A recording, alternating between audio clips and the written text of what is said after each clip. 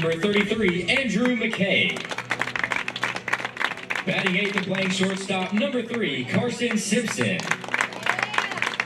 And batting 9th, playing center field, number 1, Justin Guy. On the mound for the Bulldogs, a right-handed pitcher, number 16, Austin Mitchell.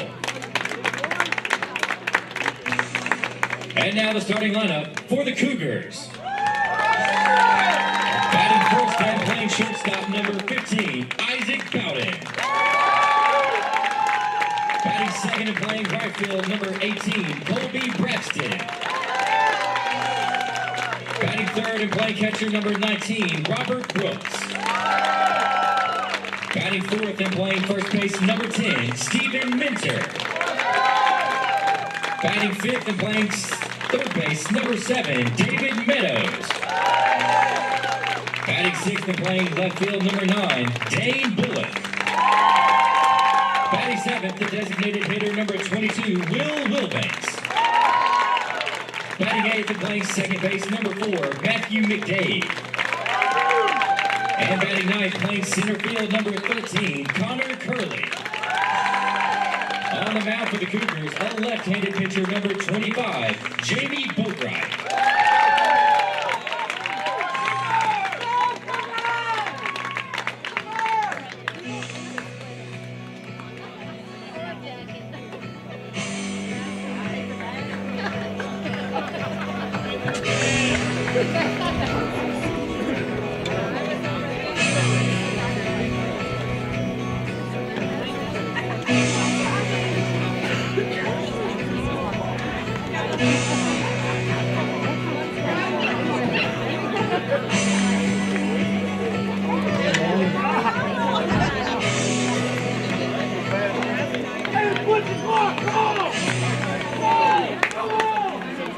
Ladies and gentlemen, at this time, we ask that you please rise and remove your caps for the invocation and remain standing as we honor America with the playing of our national anthem.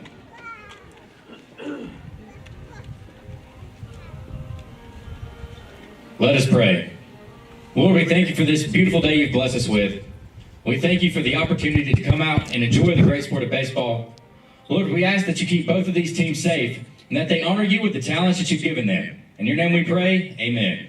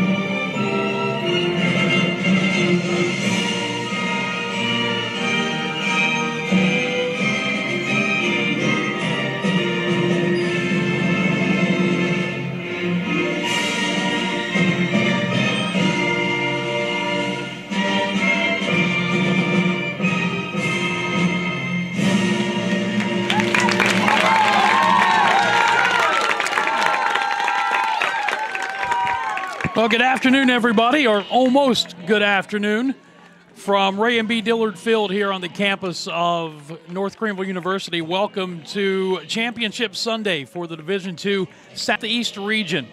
The number 3 seed, Wingate Bulldogs, undefeated at 3-0 in this tournament, and the number 6 seed, Columbus State Cougars, 2 up and 1 down in region play this weekend. I'm Dan Scott. Good to have you with us as we get set to take you through what could be one game, what could be 2 games here today. It all depends on what Columbus State is able to get accomplished in game number 1 here today. The Wingate Bulldogs, as mentioned, under 11th year head coach Jeff Gregory, 3-0, coming through the winner's bracket, getting to the point today where they need to win just 1 game. Their lineup, McCann Mellett leads it off at second base. Michael Dansky hits second at third. Logan McNeely catches and bats third. The cleanup hitter is left fielder Jeff Bryant. Batting fifth, the DH, Gary Christopher. Hunter Dula will play first base and hit sixth. The seven hitter is right fielder Andrew McKay. Carson Simpson at shortstop bats eighth. And batting ninth in center field, Justin Guy.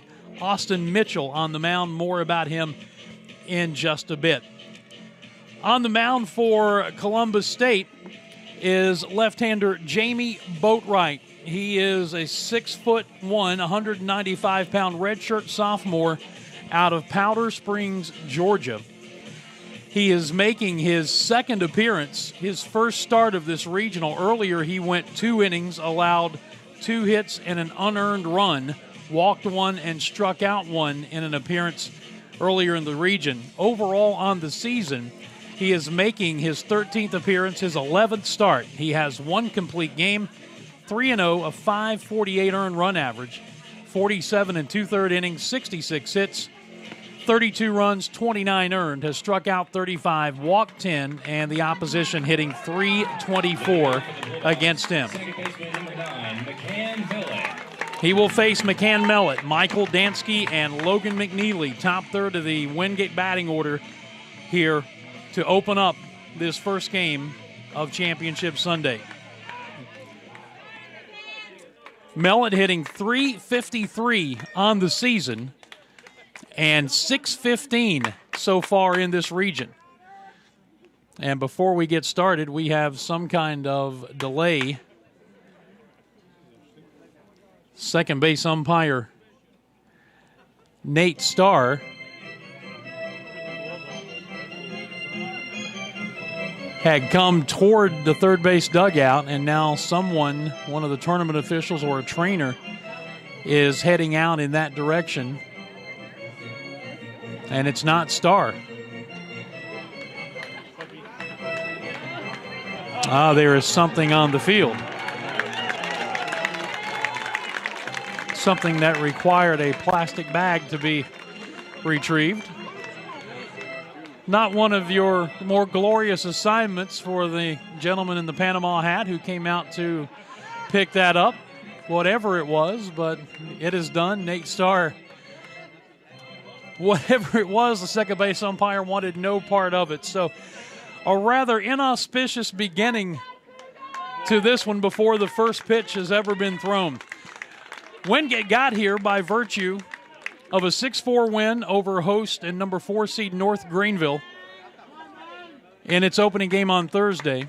Beat Mount Olive 19-6 in a game that was started Friday, completed yesterday morning, and then last night eliminated Mount Olive with an 11-5 victory in the final game. Ready to go, and Boatwright's first pitch is a breaking ball that drops in for a strike, and we are underway. 12:01 p.m. our official first pitch time here on Championship Sunday. Mellett, as I was saying, 8 for 13 in this tournament, a .615 batting average. He's homered twice and driven in 8 runs. And he swings through a fastball away from Boatwright, and the left-hander ahead, no balls and 2 strikes. Ryan Bennett, the home plate umpire, C.J. Burdett at first. As mentioned, Nate Starr at second, John Bennett down at third. The 0-2 pitch is a breaking ball that misses down and in, and it's a ball and 2 strikes. Beautiful Sunday morning for baseball as we get this Championship Sunday underway. 66 degrees and mostly sunny at first pitch time. The 1-2, and Mellett strikes out swinging on a pitch up, and that's the way this game gets underway. Defensively for Columbus State, Steve Metter at first, Matthew McDade at second, Isaac Boughton at short, David Meadows at third. In the outfield left to right, Dane Bullock, Connor Curley, and Colby Brabson. Robert Brooks behind the plate. One out, Michael Dansky will step in. Another left-handed batter, .333 on the season. And he fouls the first pitch away left side, 0-1. 4 for 10. He's knocked in 3 runs. He's also walked 5 times. which is the most of anybody on either of these teams in this regional play. Boatwright winds, and the 0-1 is fouled straight back, and second straight hitter. The left-handers jumped ahead, no balls and 2 strikes. Columbus State got here coming out of the losers bracket, lost its first game to top seed Catawba by a 10-2 score. Bounced back by eliminating UNC Pembroke on Friday, 8-2. There's strike 3 called on the outside corner. And they are 2 down.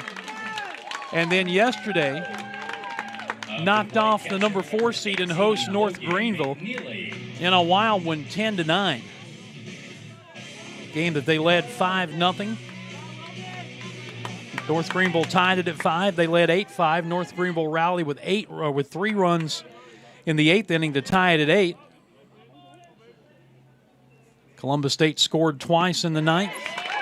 A Brady West homer in the bottom of the 9th made it 10-9, but that's all they got. And the Cougars, the number 6 seed, have found themselves here on Championship Sunday needing 2 wins to advance to the College World Series. 0-1 to Logan McNeely. Right-handed batting catcher, and that pitch is down and away. 1 ball and 1 strike. McNeely, .331 on the season. 4 for 11 in the tournament. He's homered once and driven in 4 runs. Boatwright trying for a 1-2-3 top of the first inning, and he's ahead of ball and 2 strikes after a foul ball off to the right. Dimensions here, 330 down the lines, 365 to the power alleys, and 392 to straightaway center field. Fence is 8 foot high all the way around this symmetrical ballpark. Breaking ball down and in. Field turf everywhere except for the pitcher's mound. That's the only dirt in the facility, and if you've been with us throughout this entire region starting on Thursday, you have seen this turf provide some wacky bounces. It has been springy and spongy, to say the least. 2 balls, 2 strikes to McNeely with Jed Bryan on deck. The pitch hit on the ground to second. McDade, a couple of steps out in the outfield turf, fields and throws. And it is indeed a 1-2-3 inning for Jamie Boatwright. Columbus State comes to bat for the first time, and we come back. No score after a half inning.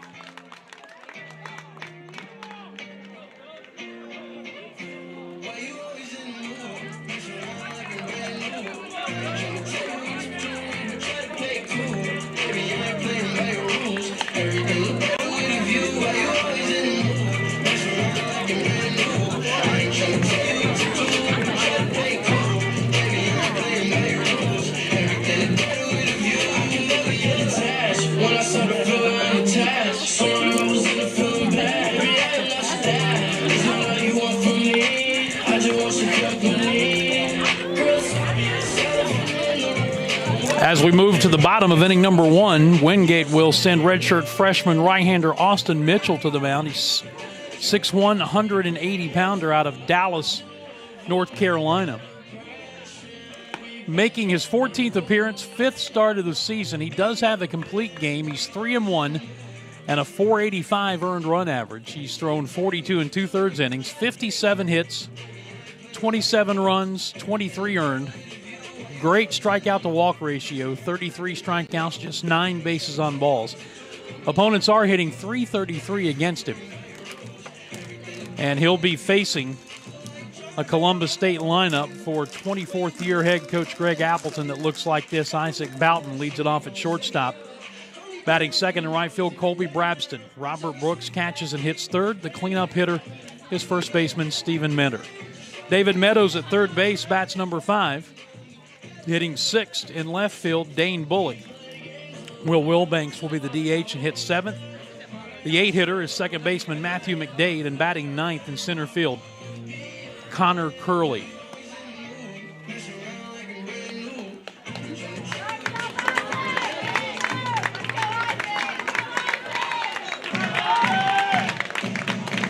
Leading off the Cougars, shortstop number 15, Isaac Boughton.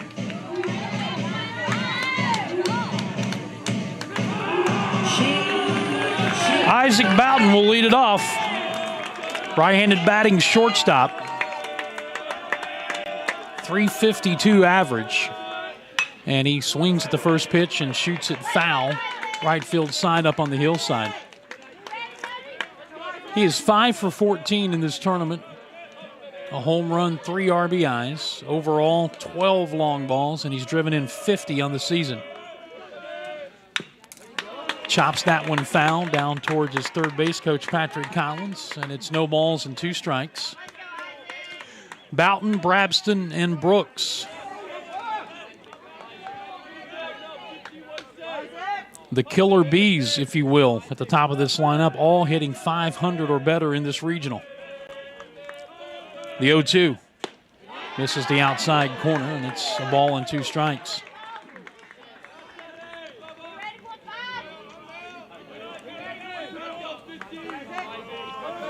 Wingate won the game last night over Mount Olive. 2 hopper to short. Simpson with the easy play, and there's 1 down. Only had to use 2 pitchers, so coming through the losers bracket or the winners bracket, 3 games undefeated, only 2 pitchers last night. Their bullpen, by and large, should be well rested. Defensively, it's Hunter Dula at first, McCann Mellett at second, Simpson at short, Michael Dansky at third for the Bulldogs. In the outfield, Jed Bryan in left, Justin Gray center, Andrew McKay in right, Logan McNeely behind the plate. Colby Brabston now, the left-handed batter, takes a strike. He's hitting just .234 on the season. I said he was hitting 500 in this tournament. That's his on-base percentage, .286, 4 for 14. Chops this one on 1 hop to Dansky at third, who throws him out, and quickly they are 2 down.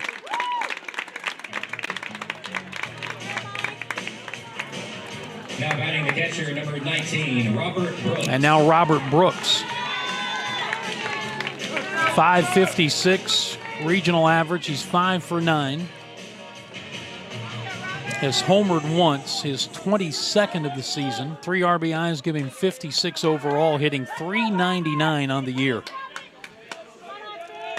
Stocky, powerfully built, right-handed batting catcher. And the first pitch is on the outside corner, a strike. Mitchell trying to duplicate what Boatwright did in the top of the inning, and that set him down in order. Infield back all the way around. The 0-1.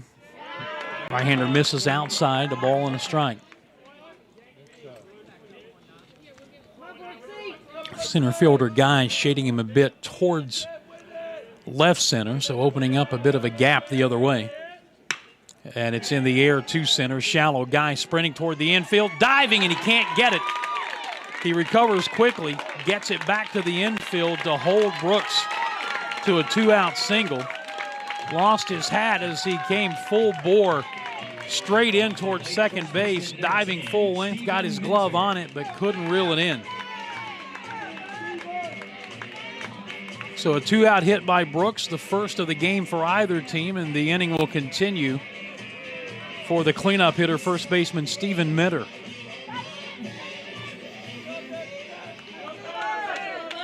Just 2 for 12 in this regional, hitting .330 overall, but he is another big bat in this lineup. 16 homers, 54 runs batted in. And he takes it high from Mitchell, ball 1.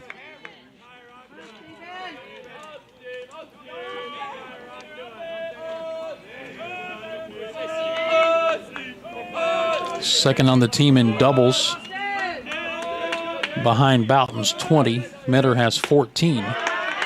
Takes that outside, 2 balls and no strikes.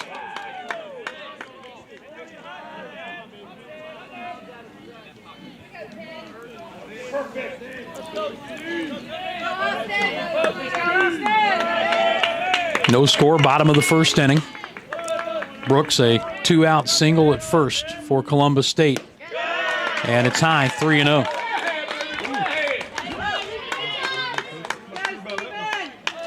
Should Minner reach, David Meadows, the third baseman, would be next.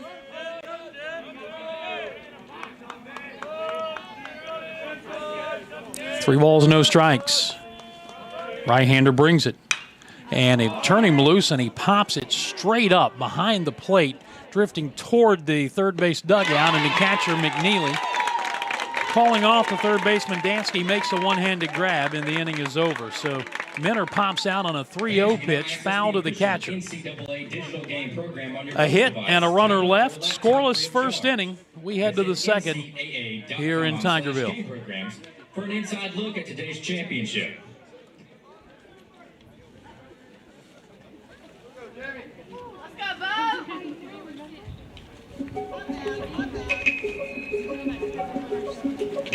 If there was anyone I'd want to spend about 100 days with, laying in the yard, staring up at the stars, wondering where all the planes went. It would be you.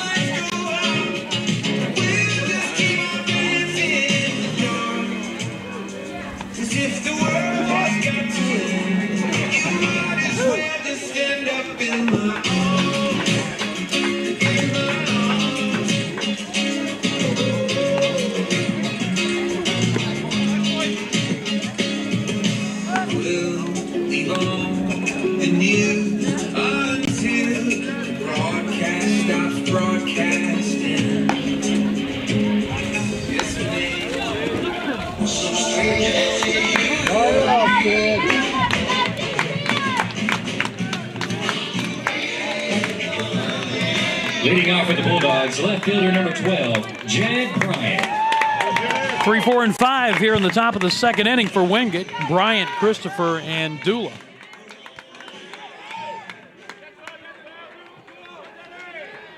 Jed Bryant hitting .256 on the season, a right-handed batter. And he takes a strike on the outside corner.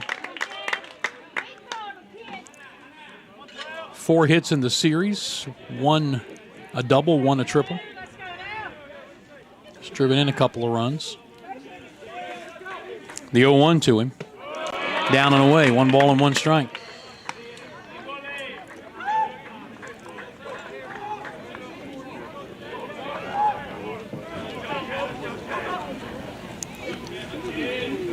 Bo Wright winds, and the 1-1. Swing and a miss. Off-speed pitch down. And it's 1-2.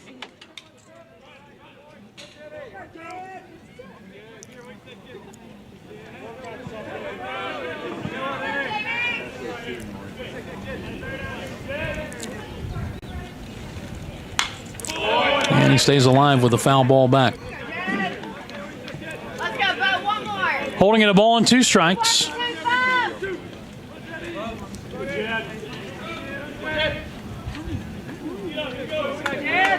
Brooks, the catcher, shaking out his left hand before we continue, and that pitch just a little bit upstairs. Brooks came out of his crouch ready to throw to first, or third rather, to throw it around the horn, but didn't get the call. 2 balls and 2 strikes.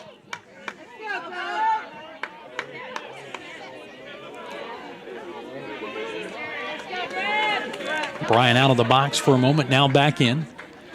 Boatwright with the 2-2.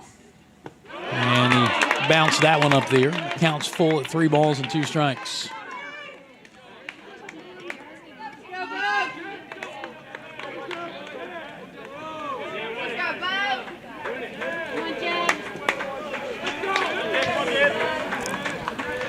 So the payoff.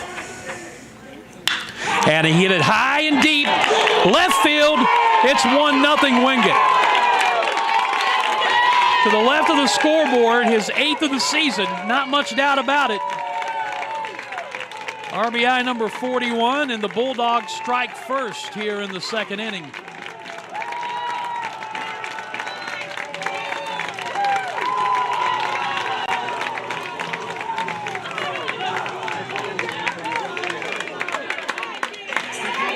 For Boatwright, that's the 9th long ball he's allowed this season. That ties him for the team lead with the Thursday starter, Jalen Latta.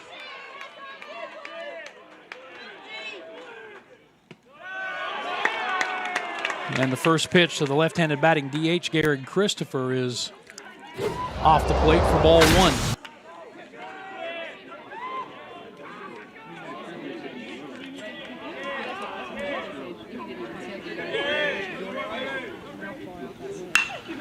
Swings and lifts it out into shallow left field. Coming on is Bullock. He's got it, and there's one away.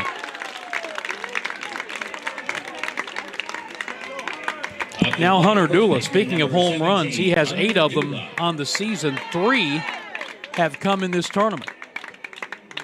3 home runs, 7 RBIs.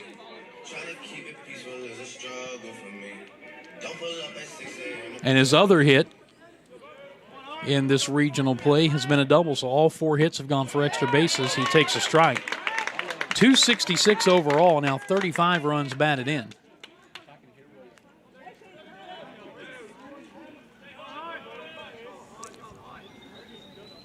He's also pitched a game in this tournament. Checks his swing on a breaking ball away, did not go.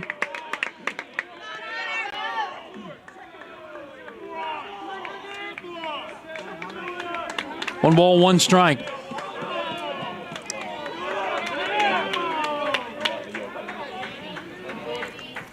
Lefty versus left-handed batter. Boatwright pitching, and he misses down and in. 2-1.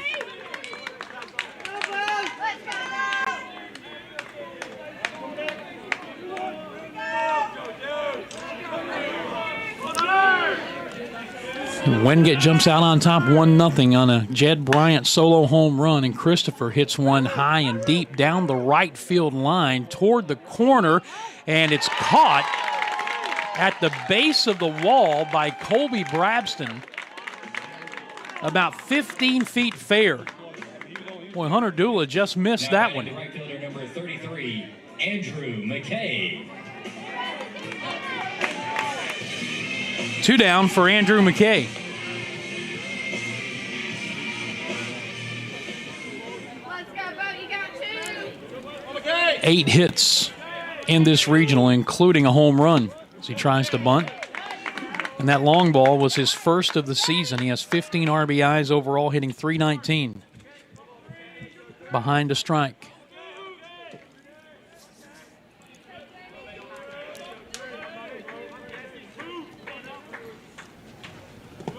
And that pitch, a changeup in the dirt. 1-1.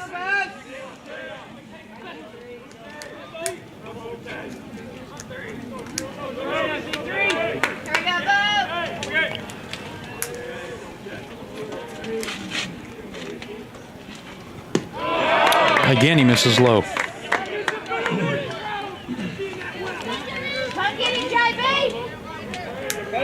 Two balls and one strike.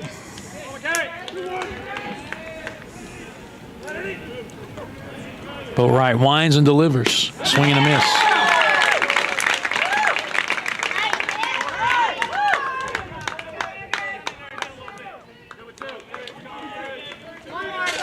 Two and two the count.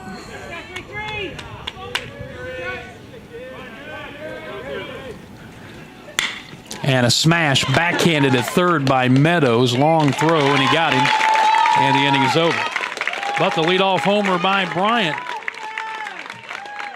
gets Wingate on the board first. And we go to the bottom of the second inning. It's 1-0 Bulldogs. Access to your favorite teams. For more information, visit ncaa.com/social.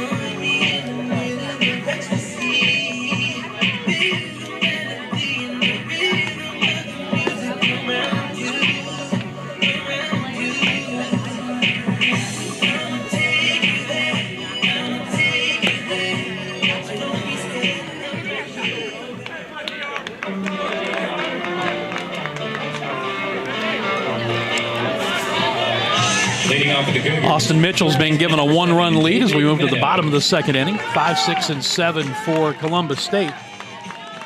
Meadows, Bullock, and Wilbanks.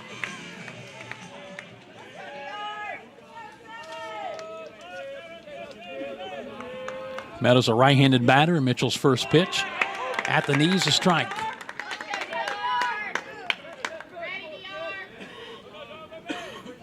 Three for 10. He's walked a couple of times in this regional, hitting .321 overall. Takes that one outside.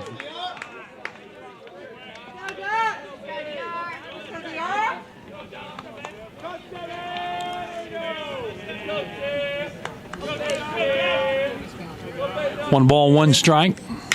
Reaches for one, punches it to right, but coming on is McKay. He makes the easy one-handed grab, and there's one down.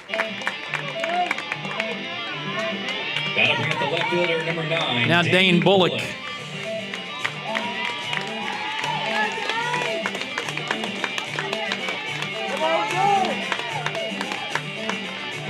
He's homered twice in this region. Giving him 14 on the season, 59 RBIs on the year to go with a .354 batting average. Right-handed batter, big open stance, takes a strike from Mitchell. Asked both of these coaches what it would mean for their programs, their community, to reach next week's Division II College World Series in Cary, North Carolina, outside, 1-1. Greg Appleton said that's the ultimate goal, obviously, but would mean the world for this team to be considered a great team at Columbus State and be recognized with 8 other teams that have made the College World Series in previous years. 2 balls and a strike. He said he thinks the community of Columbus, Georgia would be very proud of the team, but believes they already are. They have been an inspirational group to watch coming through this tournament, out of the losers bracket, fighting their way here today, needing to win twice. But you get to Sunday, all you can ask for is the chance, and they've got it. 3 balls and a strike to Bullock with Wilbanks, the DH, waiting on deck. Mitchell winds and delivers, and it's strike 2 call.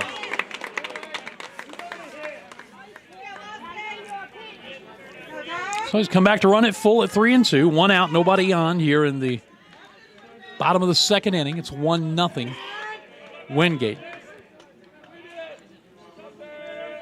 Payoff. Fouls it off to the right.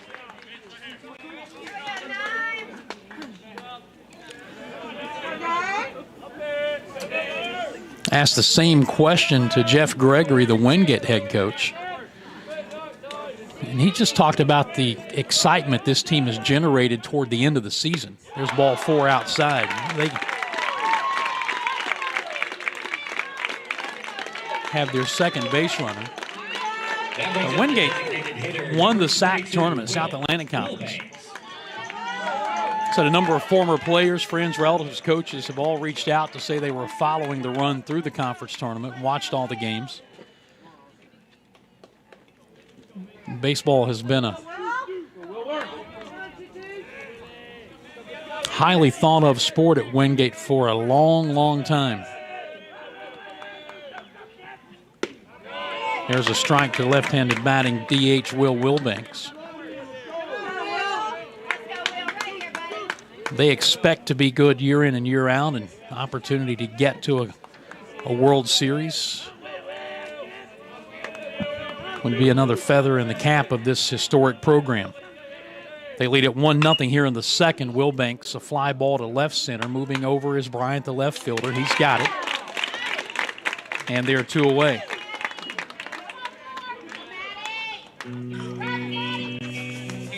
Now batting the second baseman, number 4, Matthew McDade. Now Matthew McDade with 2 down, and Dane Bullock still at first base for Columbus State. 3 for 12 in the region. He has driven in 4 runs.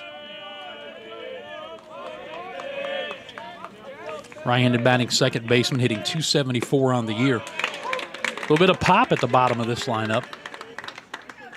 Will Banks, who preceded him in the 7-hole with 7 home runs. McDade also with 7. He's driven in 43 runs.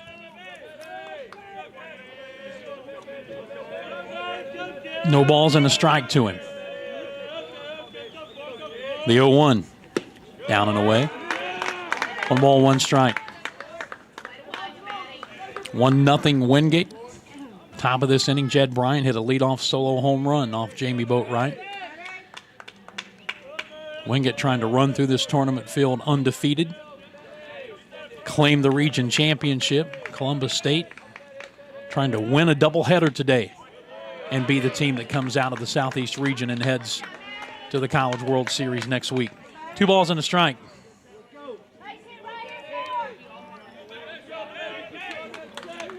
Bullock at first. He walked with 1 out. He's still there with 2 down.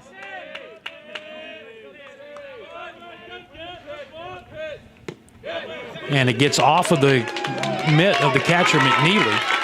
And that will allow the runner Bullock to advance second base. That'll be scored a pass ball. Pitch was low and away, but it was not in the dirt. And he just didn't handle it, so runner in scoring position with 2 outs and a 3-1 count on Matthew McDade.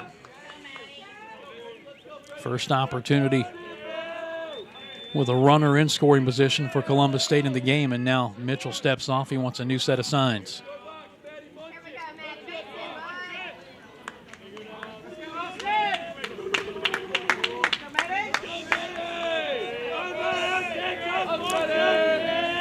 (3-1), and he walked it. Second walk of the inning. 2 on, 2 out. Connor Curley, the 9-batter and center fielder, will stride plate. The center fielder, number 13, Connor Curley.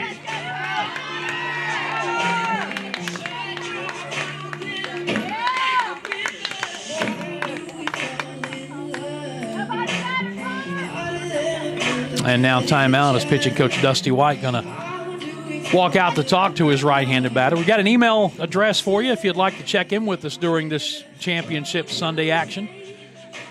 drivebooth@yahoo.com. drivebooth@yahoo.com.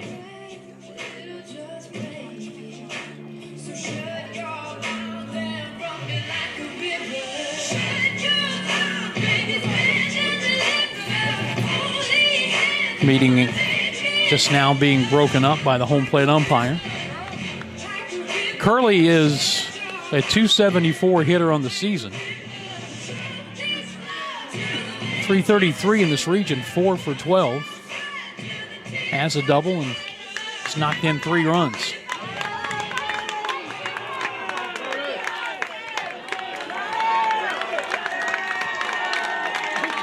He had a big 2-run double, in fact, in their 5-run second inning yesterday against North Greenville, and he laces this one out in the right center field for a long single that'll drive in the first run of the game for Columbus State and tie it at 1.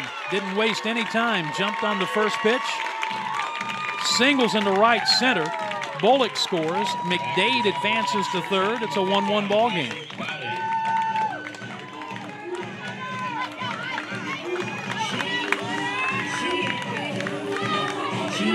We go back to the top of the order now for Isaac Boughton.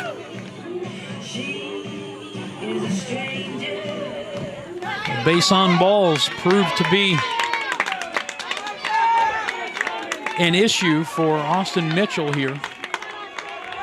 And we talked about it given his stat line before he threw his first pitch today. Coming in, 33 strikeouts, only 9 walks all season, but 2 walks in the inning. 1 is scored, and 1 sets at third base right now. Strike 1 to Boughton, who grounded to short leading off the game, or the bottom of the first inning. So each team scores in the second inning. Columbus State threatening to add to it. The 0-1. Strike 2 called. It's no balls and 2 strikes.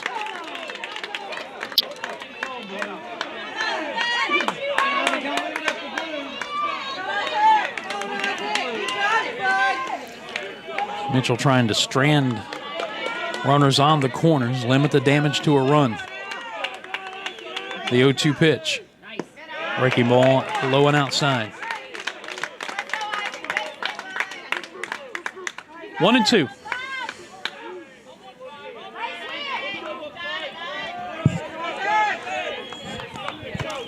Give Boughton some room out in left center field. Shortstop Simpson also shading him a bit up the middle. Runner at first goes, and the pitch is swung on and fouled away.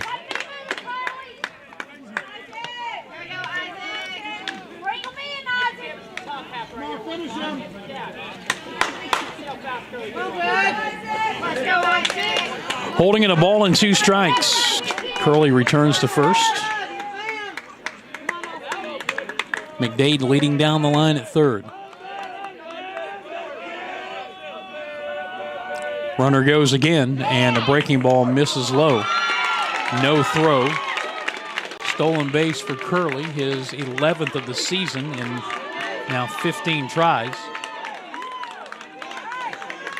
And you've got 2 runners in scoring position with 2 outs, and the count even up at 2-2 on Isaac Boughton. He's driven in 3 runs in this region. He's got a chance to do some more damage here. Break-even pitch. And a curveball is tapped foul into the third base dugout.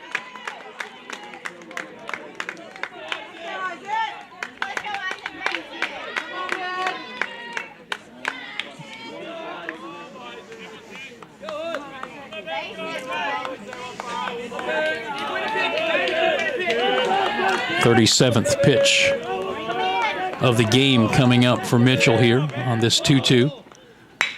Grounded sharply to short. Simpson fields. He throws out his opposite number for the second straight time, and the inning is over. And Mitchell able to limit the damage to just a run, but Connor Curley's 2-out hit ties the game. Columbus State strands 2, and we head to the third. Bulldogs and Cougars tied at 1.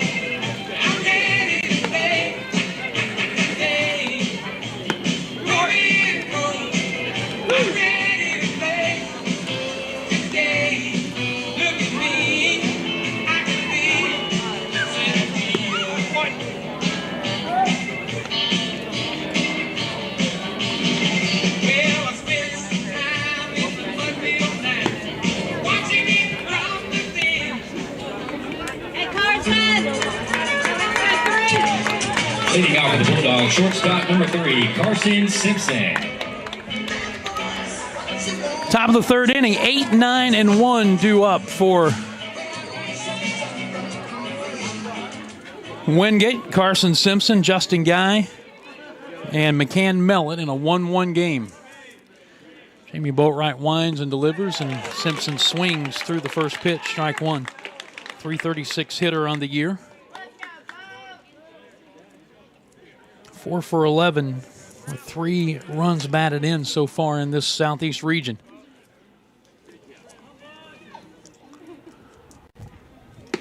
And that pitch down and away.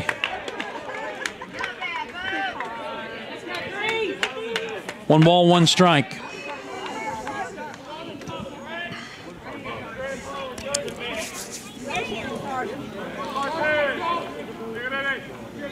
Left-hander brings it, and a squib shot out towards second. McDade fields and throws. Simpson's retired, 1 down. Little cue shot off the end of the bat. That brings up the center fielder, number 1, Justin Guy. Now Justin Guy, 266 on the season, 250 in this region, 3 for 12. His 2 runs batted in, give him 16 on the season. He has 1 home run all year long.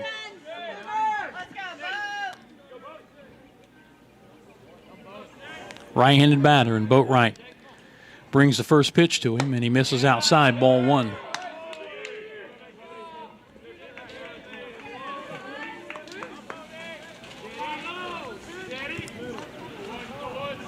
Wingate, the number 3 seed coming into play this weekend.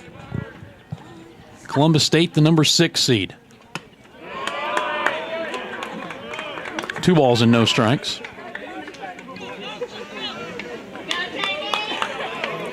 But a number 6 seed that was ranked 26 in the country. Here's the 2-0. There's a strike, 2-1.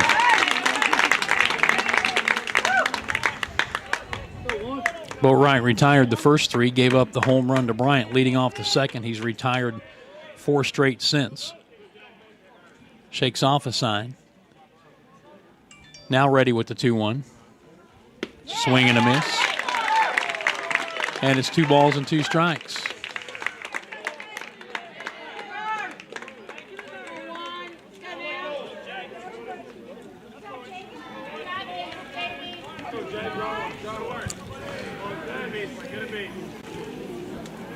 Two pitch. Strike 3 called at the knees. And there are 2 down. 3rd strikeout for Jamie Boatwright. 2nd looking. Now back to the top of the order for McCann Mellett, who struck out swinging his first time up. Say hello to Cynthia and Chris, Cougar fans up in Port Huron, Michigan, who are watching us today.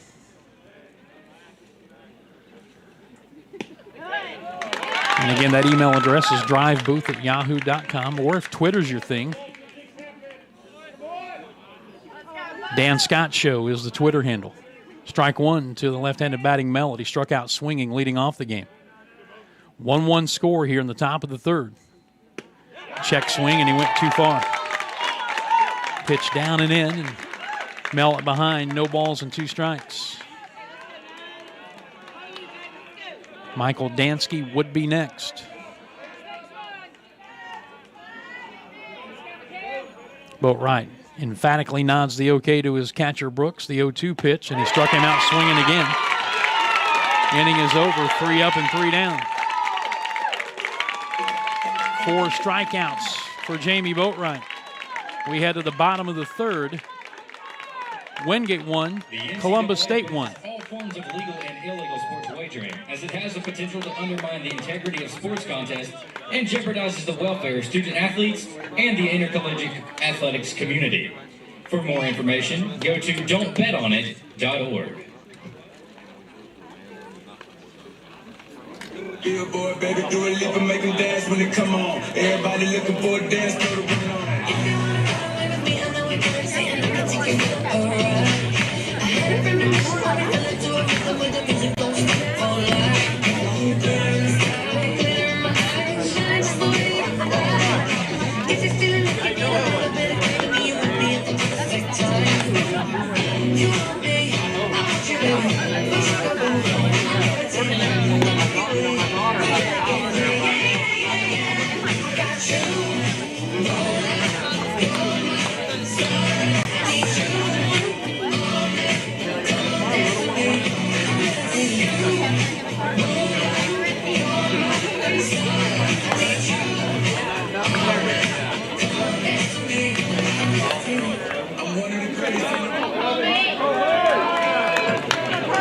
Leading off the Cougars, right fielder number 18, Colby Braxton.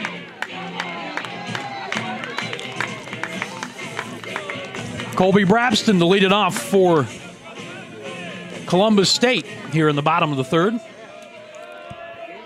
1-1 game. Braxton, Brooks, and Minner, 2, 3, and 4. And Braxton hits one high and deep back into right center field. He got a ton of it, and it's gone. Right over the camera shack. his 7th of the year, and Columbus State jumps out to a 2-1 lead. Didn't waste any time. First pitch he saw from Austin Mitchell, he jacked out of here. And Columbus State, playing with a ton of confidence and momentum right now, is taking the lead. Ninth home run of the year allowed by Mitchell. Get another look at it.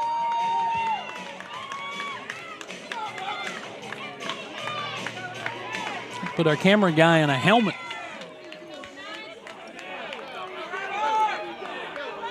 Now Brooks. And he takes it down and away, ball 1.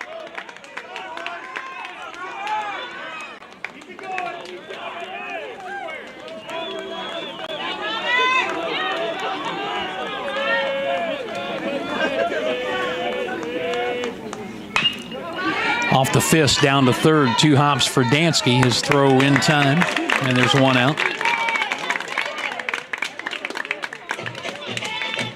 And now Minter, who ended the first inning by popping out foul to the first base, or to the catcher.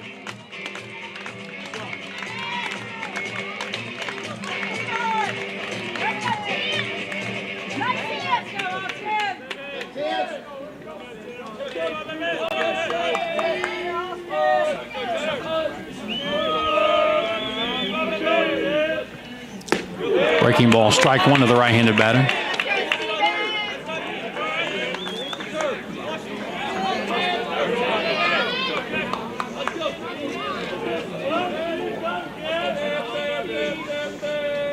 The 0-1. Strike 2 call. No balls and 2 strikes. Good breaking ball on the outside corner.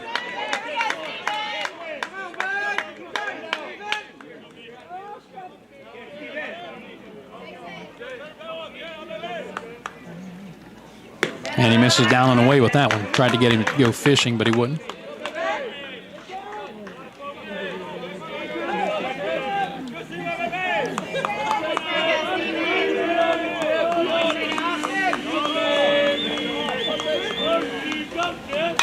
Reaches for 1 and punches it foul.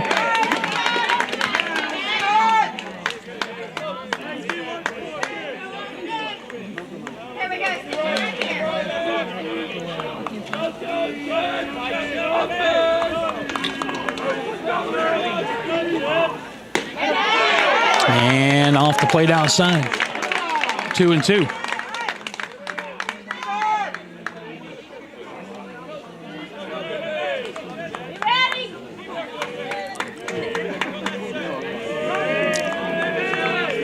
Here's the break-even pitch. And he missed with the breaking ball down. 3 balls and 2 strikes.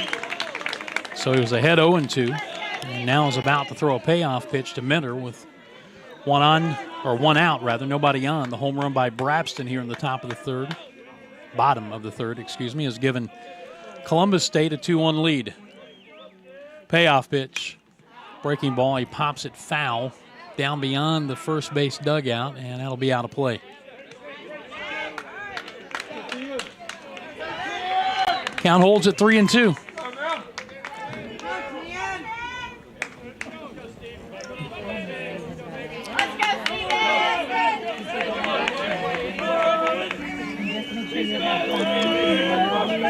They will do it one more time, and another foul.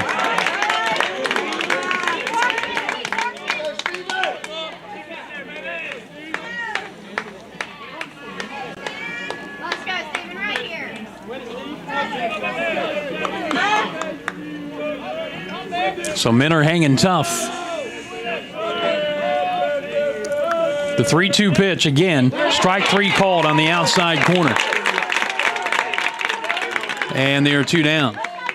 First strikeout for the right-hander. And now David Meadows will bat. He flied to right his first time up.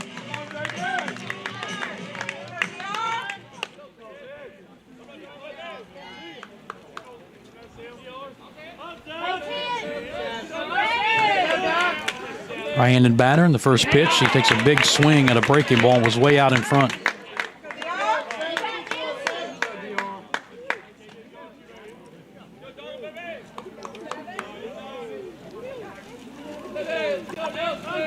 The 0-1. This is down and away, a ball and a strike.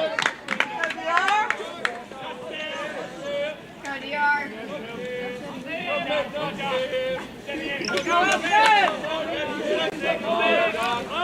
2-1. Columbus State on top here in the third.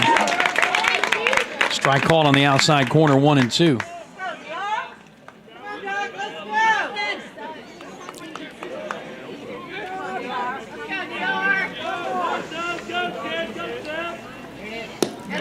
Two and two as that breaking ball misses outside. Say hello to Darlene up in Milwaukee, Wisconsin. Grandparents of Brady Keiss, who closed out their win yesterday. Reaching for one and a tapper to short. He stumbles once and twice out of the box. Ends up flat on his stomach. Didn't make it a third of the way up the line. Simpson, the shortstop, throws him out. Inning is over. But the leadoff homer by Brabston puts Columbus State on top after 3. It's 2-1 Cougars.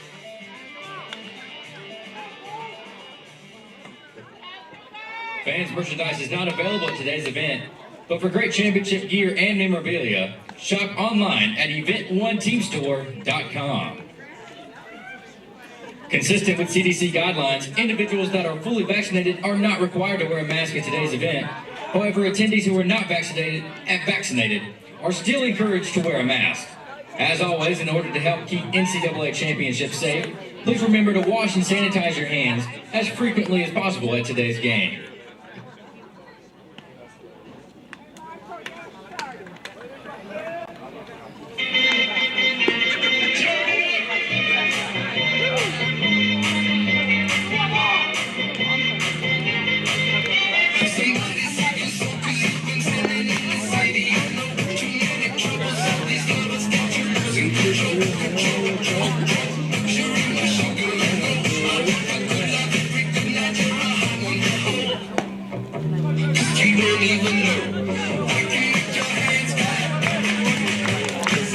Three-inning totals. Columbus State, 2 runs, 3 hits, no errors. Wingate, a run, a hit, and no errors. Number 2, Michael Dansky. 2, 3, and 4. Dansky, McNeely, and Bryan against Jamie Boatwright.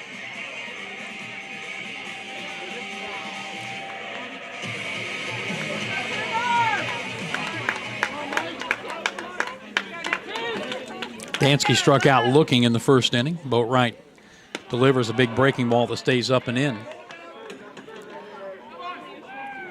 He has struck out 4. He has not walked anybody. The only hit he's allowed, the only base runner, the home run by the guy who will hit third in this inning, Jed Bryant, leading off the second. Dansky hits it hard, but on a couple of hops to the second baseman, McDade, he throws him out, and there's one down.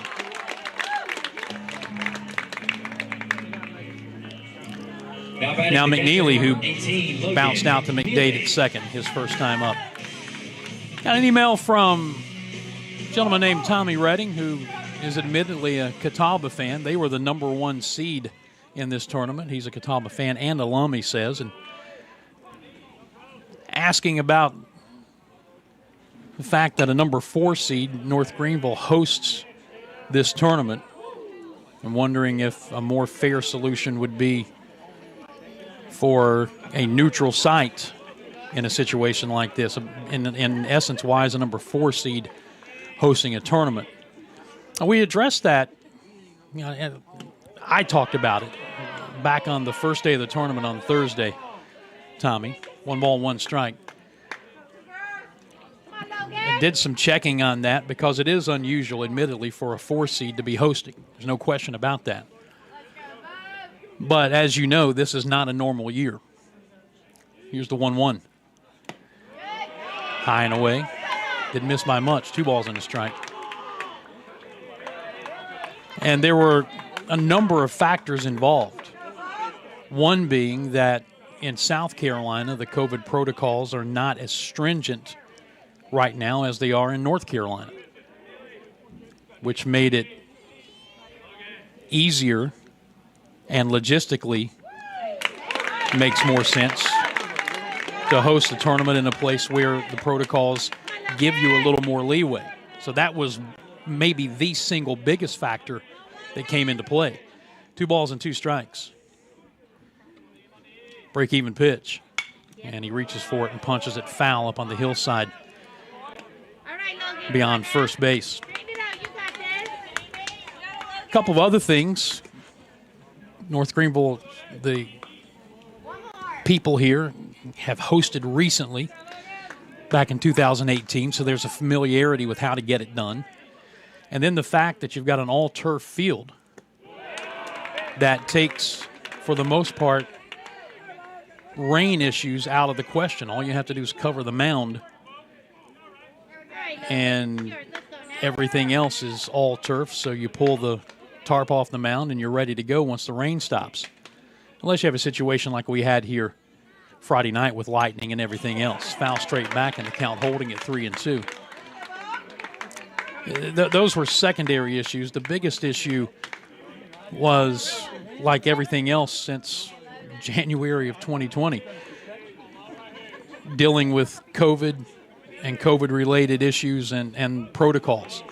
And South Carolina's protocols a little more relaxed than those in North Carolina. Ball 4 outside, tried a breaking ball and just missed the corner, and McNeely a 1-out base runner, and now Jed Bryant will bat. He has the only hit for Wingate so far in his homer. As for quote-unquote fairness, this is my 17th year of doing college baseball, and I did it for 7 years. I'm doing it on the radio. I've been covering it for 2 decades, so if you want to go back that far. But just broadcasting-wise, did it at Clemson for 7, did it at Furman for 9, and kind of a free agent this year, so to speak. First pitch to Bryant. And I love the fact that you play regionals and at the D1 level, and before this year, the D2 level,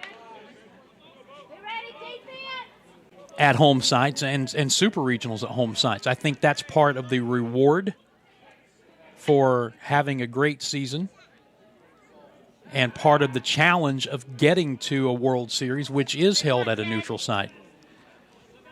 I just think, and this is my personal opinion, again, I think it all in a normal year is a beautiful package.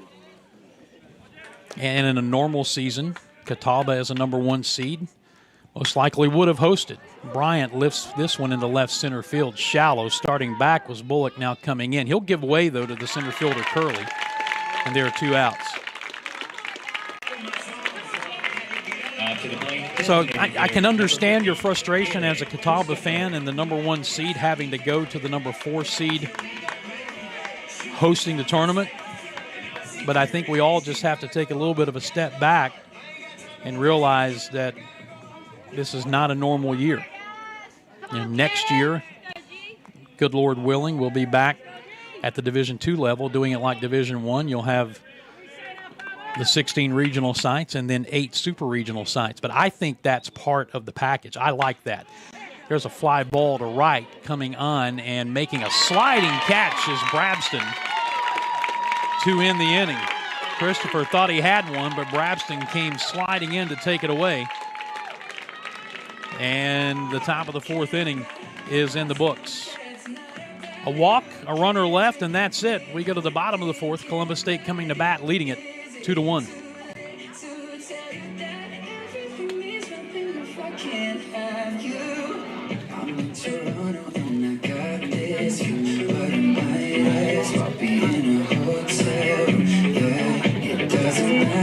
I'm so content, spending all my nights reading texts from you. Oh, I'm good at keeping my distance. I know that you're the feeling I'm missing. You know that I hate to admit that everything means nothing if I can't have you. Can't write one song that's not about you. Can't you read that thinking about you? Is it too late to tell you that everything is nothing if I can't have you? Can't write one song that's not about you. Can't you read that thinking about you? Is it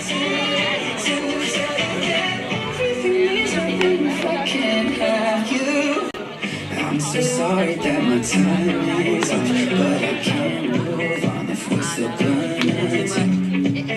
Is it wrong for me to not want half? I want all of you, all the strings attached. Oh, I'm good at keeping my distance. Let's go, Dane! Leading off the Cougars, left fielder number 9, Dane Bullock.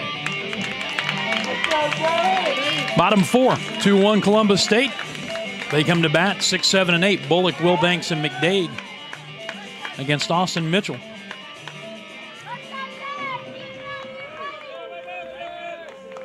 Bullock walked with 1 out in the second inning, scored the first run on the 2-out hit by Connor Curley. Takes ball 1 low.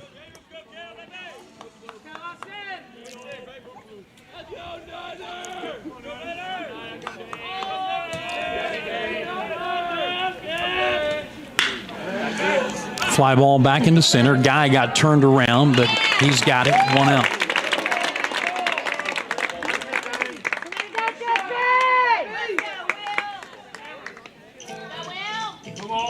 That'll bring up the designated hitter, number 22, Wilbanks.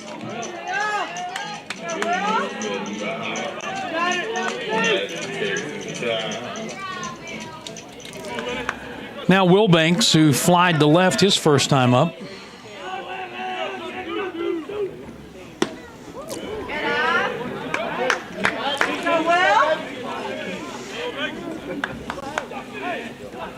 Let's go, Will.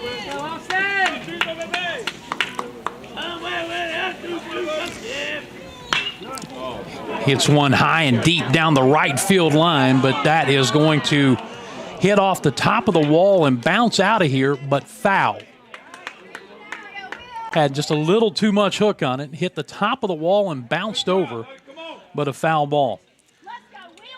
And just one more little point, and sometimes timing is everything to finish up what we were discussing based on the email that I received earlier.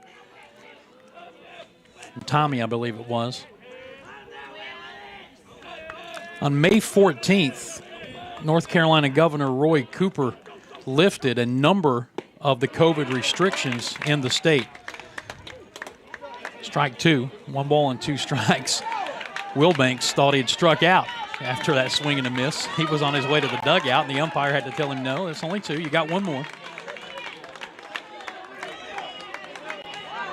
Well, the decision for the host sites was made 6 days earlier on May 8th. Line drive. Left center field. Base hit. Over to cut it off is Guy. So Wilbanks. A 1-out single. That brings up the second baseman, number 4. And he's aboard at first base for Matthew McDade, who walked his last time up.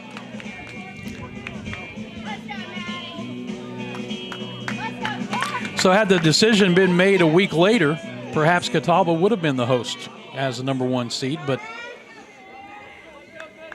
after those sites are announced, retroactively, they're not going to be taken away.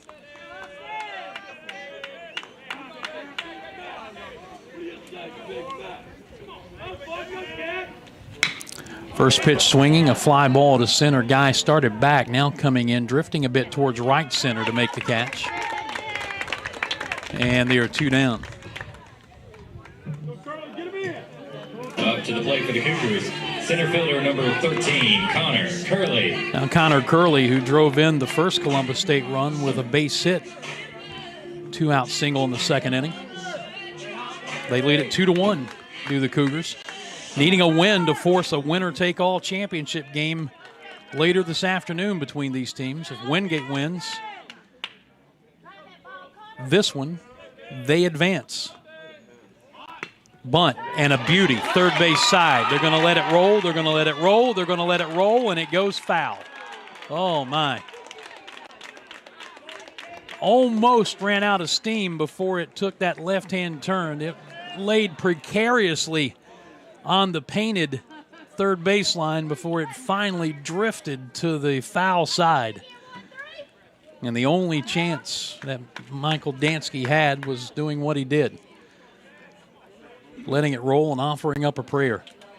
No balls and a strike.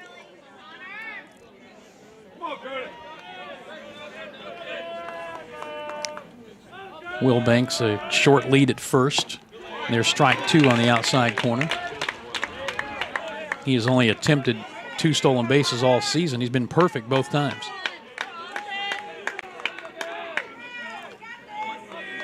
Leadoff hitter Isaac Boughton on deck.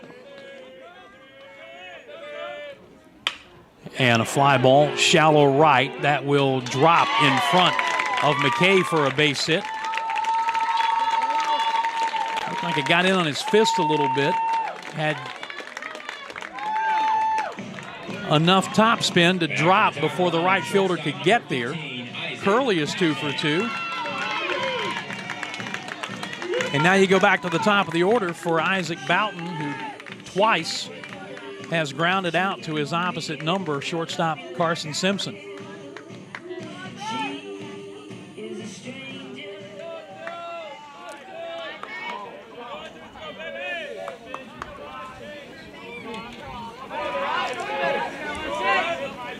Right-handed batter, waiting. Mitchell's first pitch. He has a good breaking ball on the outside corner, a strike.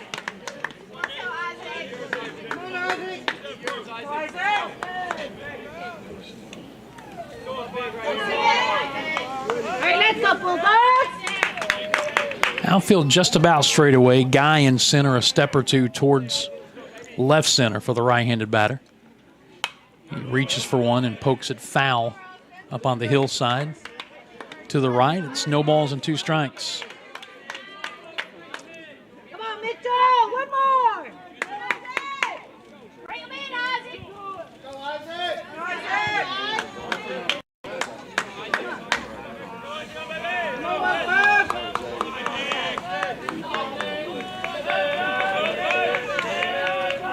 Two on, 2 out. The 0-2 pitch outside. Bottom of the 4th inning, 2 down. That was pitch number 68 for the freshman right-hander. 2 youngsters, a freshman in Mitchell, sophomore Jamie Boatwright, on a pretty significant stage here in a region championship game. The 1-2 just missed the outside corner. 2 balls and 2 strikes. Mitchell had taken a step and a half toward the first base dugout. Walks down the backward slope of the mound for a minute, now back up on top. Deuces wild. 2 balls, 2 strikes, 2 on, 2 out.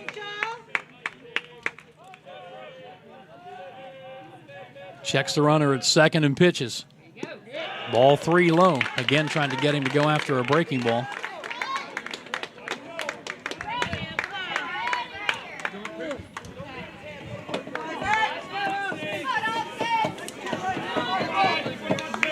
Three and 2.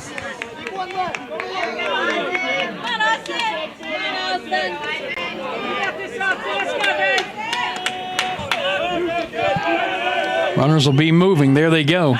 And he just got a piece of it to stay alive.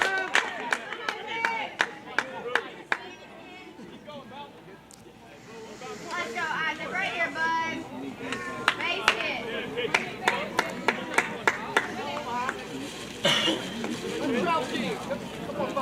Let's go, Isaac. You can do it. So we'll do the payoff all over again. Will Banks will be moving from second. Curley from first.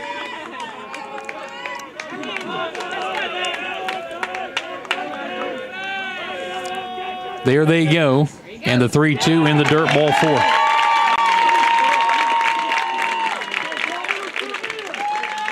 That's the 3rd walk for Austin Mitchell. Loads the bases. And now Colby Brabston will come to the plate. He jumped on the first pitch he saw leading off the 3rd inning and rocketed a home run out of here to right. Right over the camera building. Out in right center. His 7th of the year. Up there now with a chance to give his team a little bit of breathing room. Leading 2-1, bases loaded, 2 outs, and we're going to get some action, it would appear, in the Wingate bullpen. First pitch from Mitchell, outside a ball.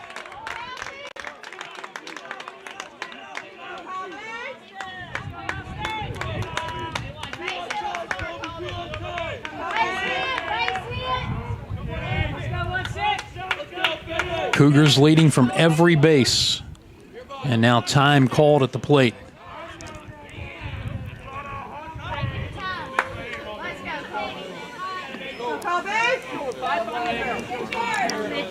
Now the left-handed batter back in.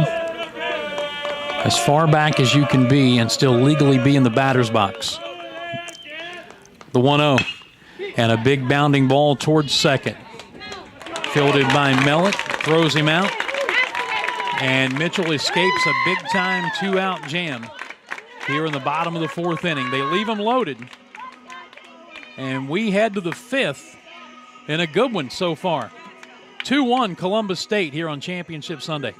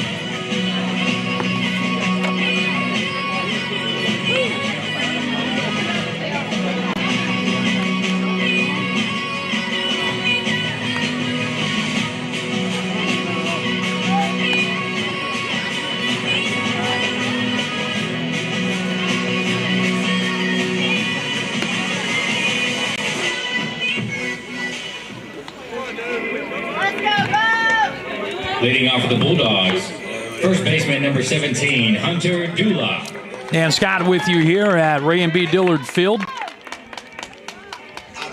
campus of North Greenville University. Southeast Region Championship Sunday, Wingate and Columbus State. Cougars leading 2-1, needing to win this one to force a winner-take-all game later this afternoon. And Hunter Dula leading it off. He fouls the first pitch away. Ball one. Dula drove Colby Brabston to the base of the wall in deep right field toward the line to haul in his drive back in the second inning. Has homered 3 times in this region. Strike called on the outside corner. He's behind no balls and 2 strikes.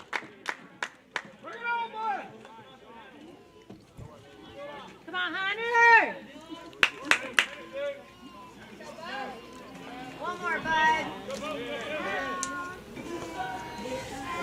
Sophomore lefty Jamie Boatwright with the 0-2, and he bounced that one up there. Let's go, bud. One more. Dula, as mentioned, pitched on Thursday. He was the starter and ultimately got the win in the 6-4 victory over host North Greenville. 5 innings, allowed 3 hits and 3 runs to 106 pitches. The 1-2 pulls it foul outside of first.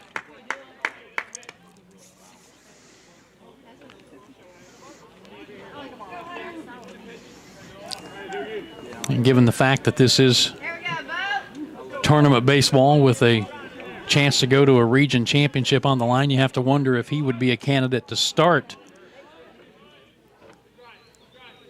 a winner-take-all game later this afternoon. Pops that one foul.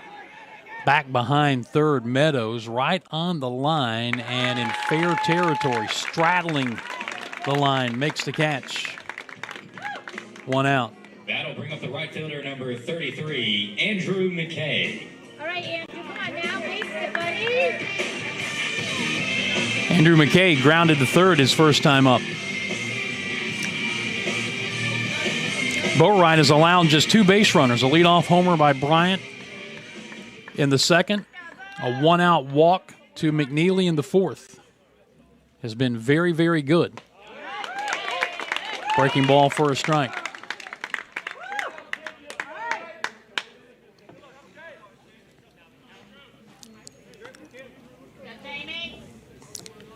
McKay stepped out, took a big, deep breath. Now back in the 0-1. Strike two called on the outside corner. Big thing for Boatwright so far in this game, one out deep into the top of the fifth inning, as he's had command for the most part of his breaking ball.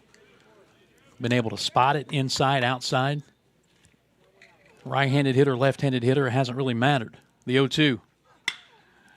In the air to right. Gazing up into the clouds is Brabston. Makes the one-handed grab, and there are two down.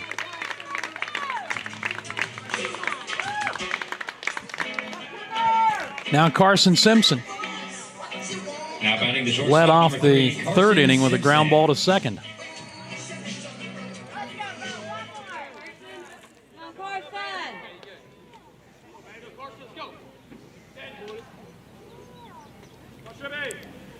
First pitch.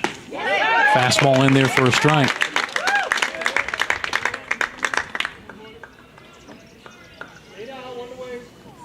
He has retired 4 in a row, 10 of the last 11.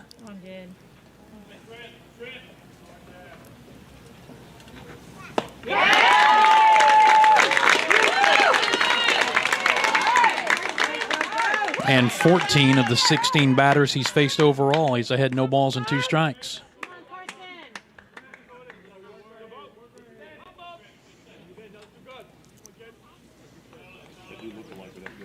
The 0-2.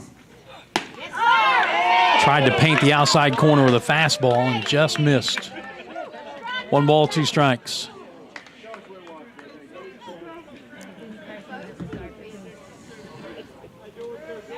Number 9 hitter Justin Guy waiting on deck. Base hit. Let's go. Base hit.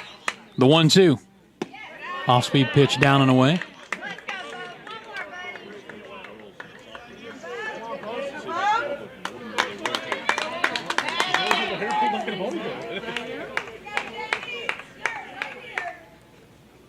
Again, the 2-2 pitch.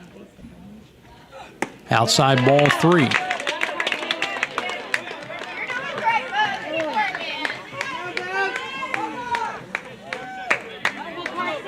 So, after being ahead 0-2, Boatwright about to throw a payoff pitch to Carson Simpson. The base is empty and 2 down here in the top of the 5th. And he struck him out swinging. Right over top of a good breaking ball that he buried down and in. That's 5 strikeouts for the sophomore lefty, and they go in order here in the 5th. Halfway through this matchup in the Southeast region on Championship Sunday, and Columbus State leads it 2-1. Everybody clap your hands. Clap, clap, clap your hands. Clap, clap, clap, clap your hands. All right, now, we're going to do the basic step. To the left. Take it back now, y'all. 1 hop this time. Right foot, let's start. Left foot, let's start. Cha-cha, real smooth. Turn it out. To the left. Take it back now, y'all.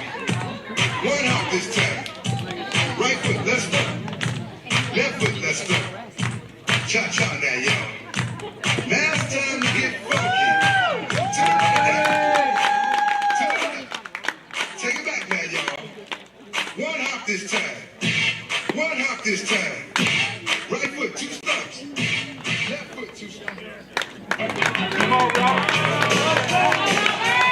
Hitting out for the Cougars, catcher number 19, Robert Brooks.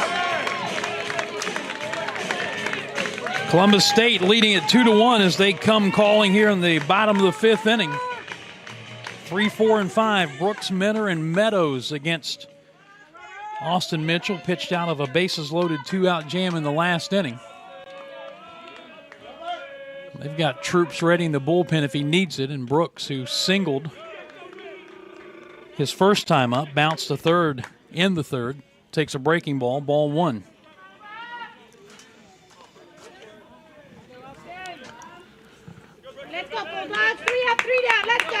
Third baseman Dansky deep and shading him toward the line as Mitchell delivers a strike. It's not been as dominant as Boatwright, but he's been almost as effective. He's had to pitch himself out of some difficulty. Breaking ball off the plate outside.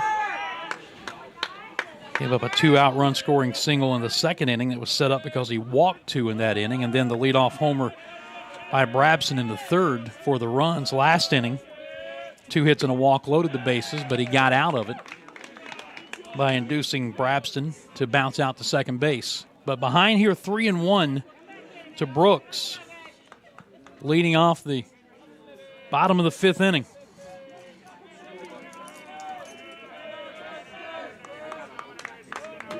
Right-hander winds and delivers. And there's strike 2 called. Fastball in the upper part of the zone. Brooks didn't like it. Thought it was too high, but as a catcher, you can't say much to the home plate umpire when you're hitting because you want to get a similar call for your pitcher. So he just kind of shakes his head a little bit. Payoff, and he had a big cut and fouled it straight back. I mentioned one of 2 players in this tournament with 20-plus home runs. He and John Michael Fail, the catcher for North Greenville, both came in with 21. Fail hit 2. Brooks hit 1. He didn't hit that one. He struck out. And there's 1 down. That'll bring up the first baseman. That's just a second strikeout for the right-hander. Now Stephen Metter popped out foul to the catcher and struck out looking, and 2 times up.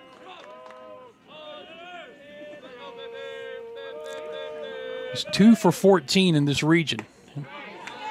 It's the antithesis of the kind of season he's had. Takes a strike on the outside corner.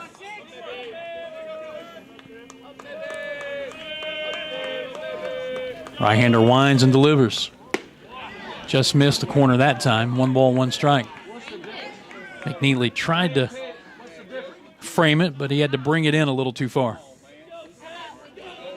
1 ball, 1 strike. Giving him a lot of room out in left center field, his pull side. There's a breaking ball on the outside corner, strike 2.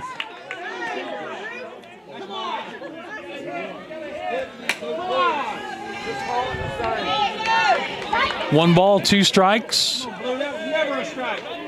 Right-hander brings it. And he missed with that breaking ball down, 2-2.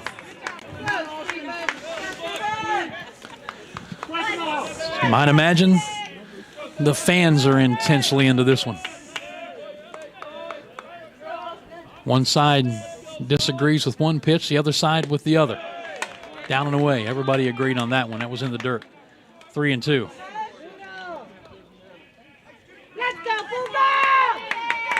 David Meadows on deck. Anybody gets on, Dane Bullock would hit. Columbus State leading at 2-1 as they bat here in the bottom of the 5th inning. Payoff pitch, and he missed badly outside, ball 4. So 4th walk issued by Austin Mitchell. Now batting for the Cougars. And now Meadows, Number 7, David Meadows. who has flied to right and bounced to short in 2 times up.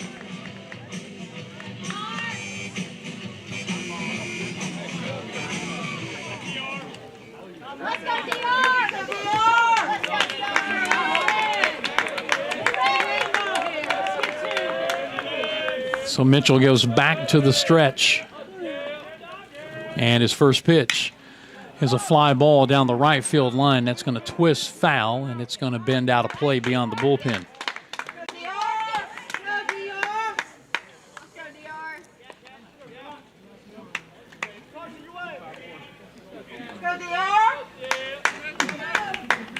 Right-hander throwing for Wingate, redshirt junior Chris Maka. Lakeland, Florida product, starting to get loose. The 0-1, and he shoots this one toward the right field corner. That is a foul ball, just foul. You could see the pellets buried inside the turf rise as it hit. But the first base umpire, C.J. Burdett, staring straight down the line, immediately waved both hands in the air, foul. And it's no balls and 2 strikes.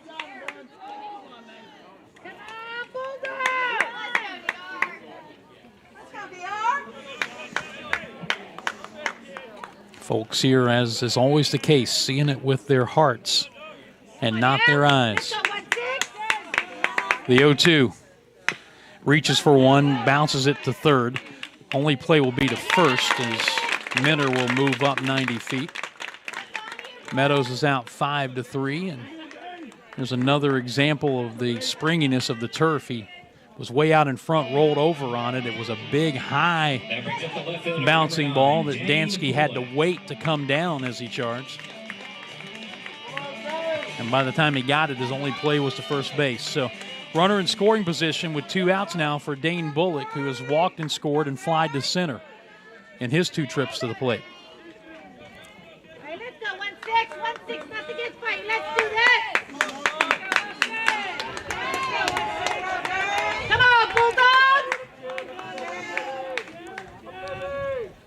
First pitch, breaking ball down and away, ball 1. Let's go, Dane.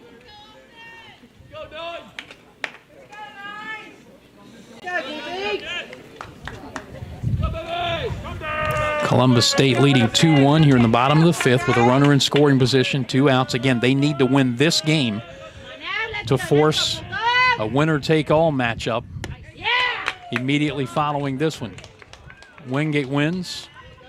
They finish the tournament a perfect 4-0, and they claim the Southeast Region Championship and the spot in next week's Division II College World Series in Cary.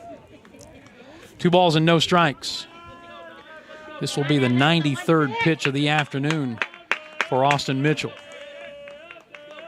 Freshman checks the runner at second, delivers. Swing and a miss.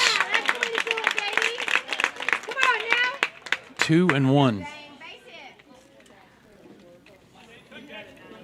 Chance to go to the College World Series on the line. Freshman getting the call on the mound for Wingate, and he is locked in a good one, a pitcher's duel here.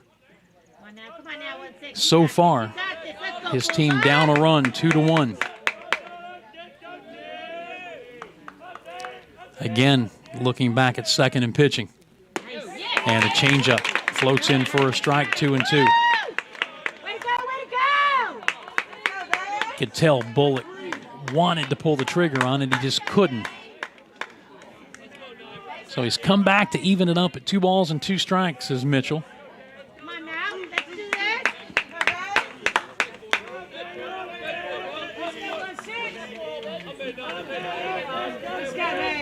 Gets the sign, and here comes the break even. Fly ball right, a bit toward the line. Now backing is McKay. He'll make the catch, and the inning is over. 1 out walk. That's all they get. And our pitcher's duel continues after 5 complete here in Tigerville, South Carolina. Wingate and Columbus State. It's Columbus State on top, 2-1. And athletic experiences of nearly 500,000 NCAA student athletes.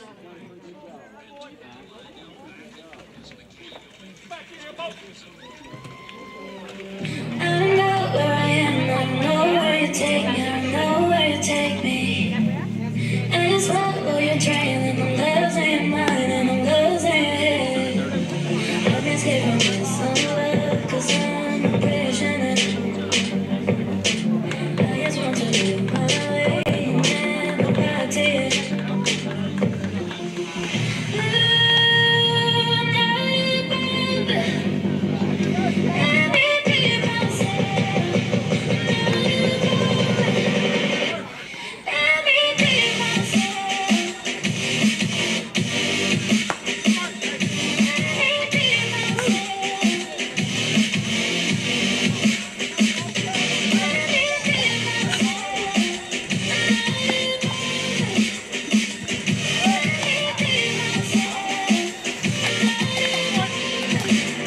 Jamie Boatwright has limited Wingate to 1 run on 1 hit through 5 innings. A solo home run by Jed Bryant. He's allowed 1 other base runner. A 1-out walk in the 4th to Logan McNeely, and that's it. He has struck out 5. He has only thrown 68 pitches through 5 innings. And he'll face the number 9 hitter, Justin Guy, leading off the 6th. Guy struck out looking his first time up. And the first pitch is a breaking ball in for a strike. There is a right-hander starting to throw out in the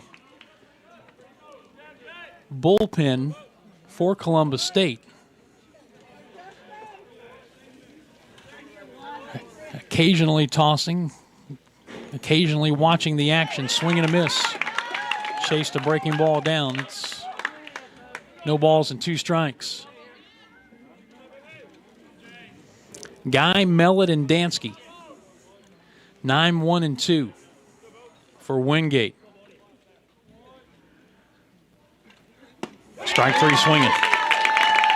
Chased a pitch off the plate outside.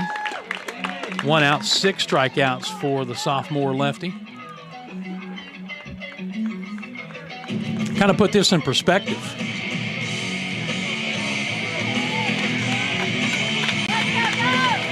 In 3 previous games, Wingate has scored 36 runs. Mellett has struck out each of his first 2 times up, both times swinging. Beat North Greenville 6-4, beat Mount Olive 19-6, and beat Mount Olive again 11-5.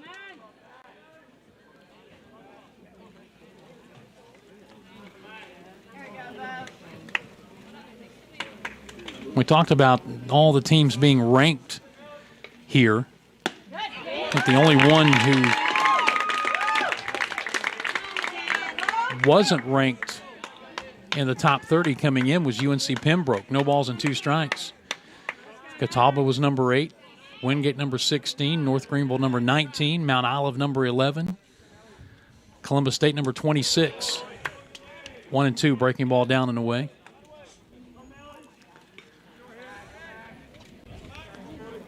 But 36 runs in 3 games, and they've been checked on 1 run on 1 hit through 5 1/3 innings here today.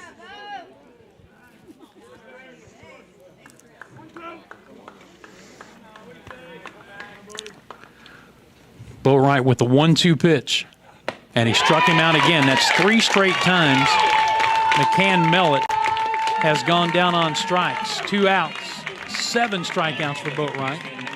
Michael Dansky. And with the 3 strikeouts today, Mellett has struck out more than anybody on this team. Coming into play today, he had walked 38 times and struck out 39. Strikeout total at 42. That's 2 more now than Bryant and Dula. There's a fly ball, shallow left, going out the shortstop. Coming on, though, the left fielder Bullock makes the catch, and it's another 1-2-3 inning for Jamie Boatwright.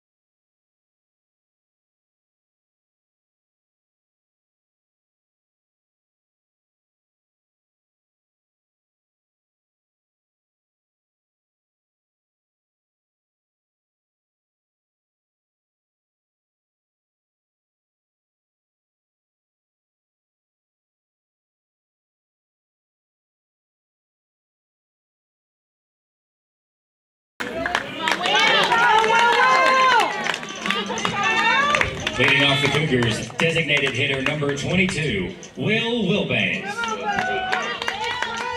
go, Bulldogs. Freedom. Bottom third of the order for Columbus State. Here in the bottom of the sixth inning, Wilbanks, McDade, and Curley. Austin Mitchell just on 95 pitches through 5. The freshman right-hander still out there. Back up in the bullpen. First pitch swinging. Fly ball, shallow right center. The second baseman, Mellick, going out and making the running catch. One pitch, one out. Up to the plate, second baseman number 4, Matthew McDade. Now Matthew McDade, who's walked and flied to center and 2 times up.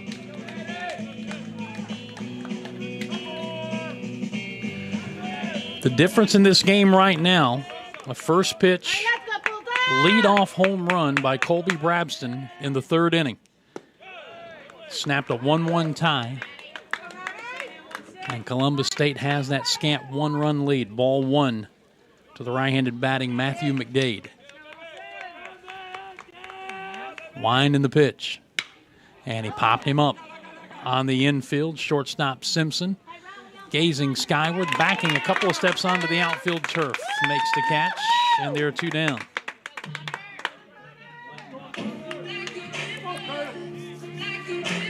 Now Connor Curley, who's 2 for 2. He drove in the Cougars' first run with a 2-out single in the 2nd inning.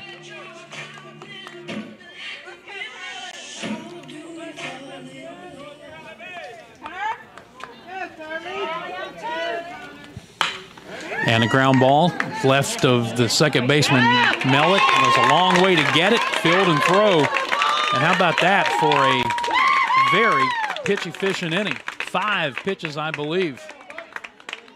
3 up and 3 down. 6 innings gone by in this championship Sunday matchup. Still 2-1 Columbus State. Everybody's got to be a big hitter.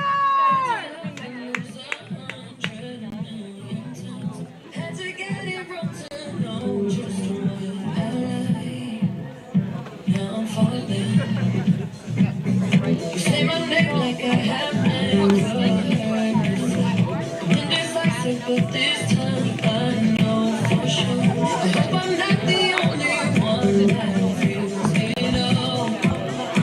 Are you falling?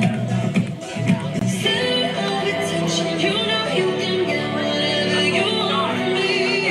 Whatever you want it, baby. It's you and my reflection. I'm afraid of all the things it could do to me. If I would've known it, baby, I would've said that. Oh, yeah.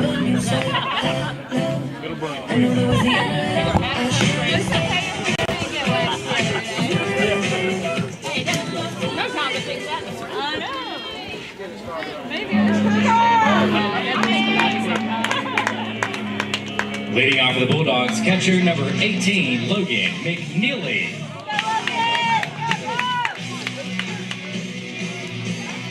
Six inning totals. Columbus State, 2 runs, 5 hits, no errors. They have left 7 on base. Wingate, a run, a hit, no errors. They've left 1. Dan Scott here with you in Tigerville, South Carolina. Logan McNeely, the number 3 hitter and catcher, leading off, and he takes the ball on the outside. He has grounded to second and walked. He is the only other base runner that Wingate has had outside of the Bryant leadoff homer in the 2nd inning. There's a strike, but right. Evens it up at 1-1. Again, as he takes the mound, action begins out in their bullpen beyond the left field wall.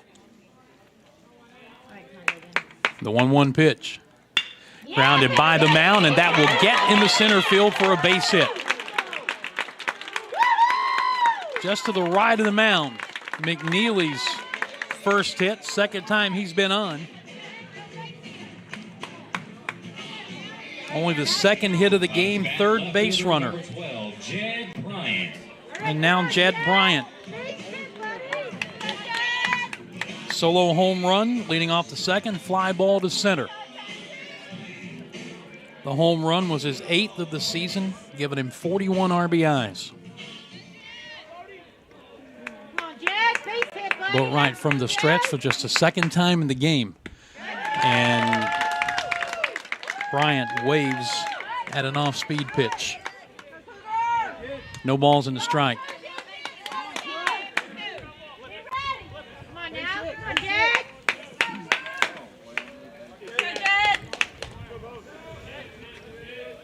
The 0-1 off the plate outside. The off-speed stuff, the breaking stuff has really kept this Wingate offense off balance. We saw it yesterday from right-hander Jake Hirschman and how his changeup just neutralized North Greenville's heavy-hitting lineup for almost 6 innings of relief. 5 2/3. He ended up giving up 3 runs in the 8th, but they were all unearned. All right, come on, Jed. And it was his pitching that kept them in the game and ultimately allowed them to score the 2 runs in the top of the 9th inning that would provide the victory. 2-1 pitch. Swing and a miss. He pulled off with an off-speed pitch outside. It's been more breaking ball with an occasional changeup mixed in by Boatwright, but you're seeing sort of the same thing. This Wingate batting order doesn't have the overpowering numbers that North Greenville's had, but you're getting the same result. Strike 3 swinging. Really off balance. Out in front of the off-speed stuff. Not able to To the plate, designated hitter number 50. time Jamie Boatwright in any way, shape, or form. That is 8 strikeouts now. And here's Garrett Christopher, who's flied to left and flied to right in 2 times up. Come on, Gary. Look at G. You got this, Gary. Come on now. Base hit, Lefty buddy. versus left-handed batter. Yeah. And the first pitch is popped up. First baseman Minter coming down the line about halfway to the plate in fair territory, makes the catch. And they're 2 down. So the leadoff single to this point hasn't phased him. Let's see what Number 17. he can do with Hunter Dula, who flied to the wall in right his first time up, popped out to the third baseman his last time. Dula, left-handed batter, has not hit left-handed pitching well all season, just 133. He takes a breaking ball for a strike on the outside corner. But as mentioned, 3 home runs in this Southeast Regional this weekend, and just missed one his first time up. The 0-1 checked his swing, and it cost him a strike again. He's behind 0-2.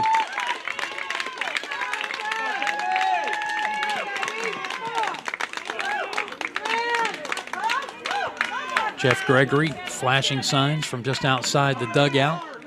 Now steps back in. Dula behind 0-2, runner at first. 2 outs, and he reaches for this one and lines it into center field for a base hit. Fastball that was really a few inches off the plate outside, and he reached out and punched it into center field. Stopping at second is McNeely. And now the tying run is in scoring position with 2 out for Andrew McKay. McKay has bounced to third. He has flied to right in 2 times up.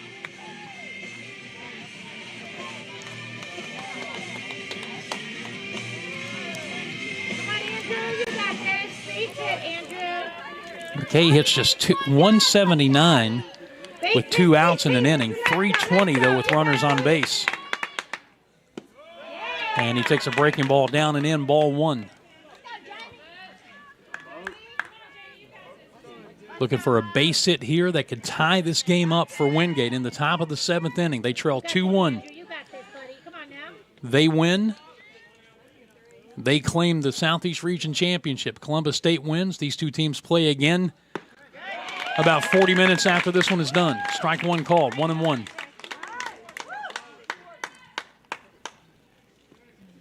Again, Gregory flashing signs.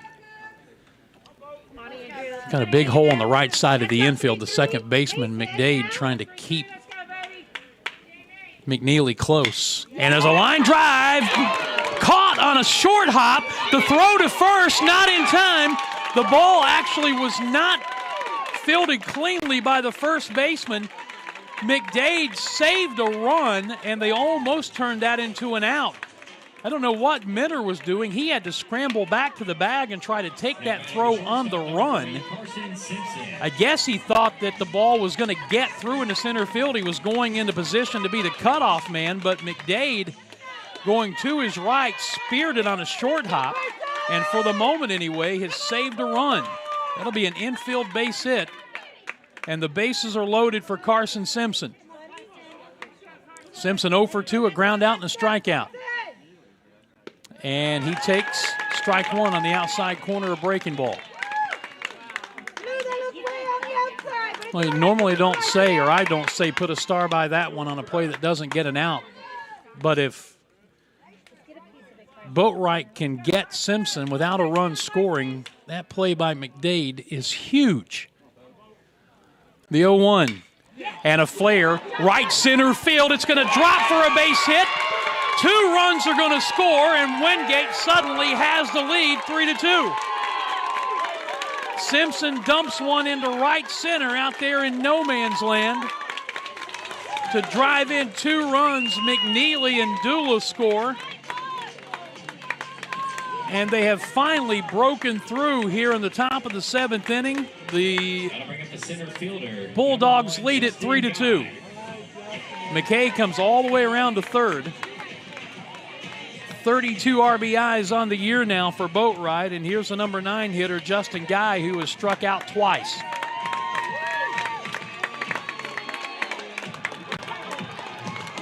Greg Appleton on his way out to the mound. And he has made the call to the bullpen. So a phenomenal pitching performance by Justin Boatwright comes to an end today. He will exit trailing 3-2 and gets a well-deserved round of applause. Break in the action, and we'll tell you about the new pitcher when we come back.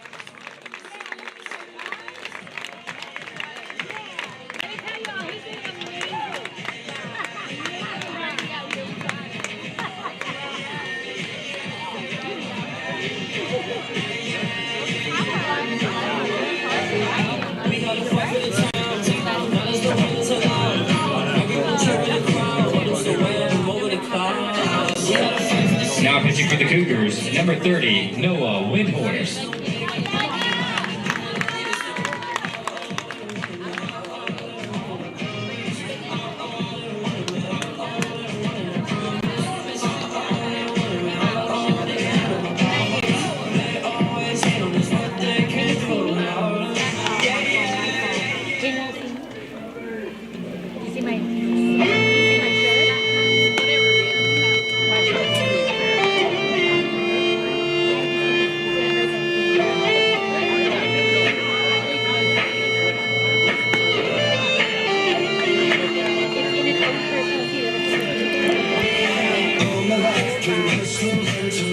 Right-hander Noah Windhorst coming out of the bullpen for Columbus State, a freshman, 6'1", 175-pounder from Zebulon, Georgia.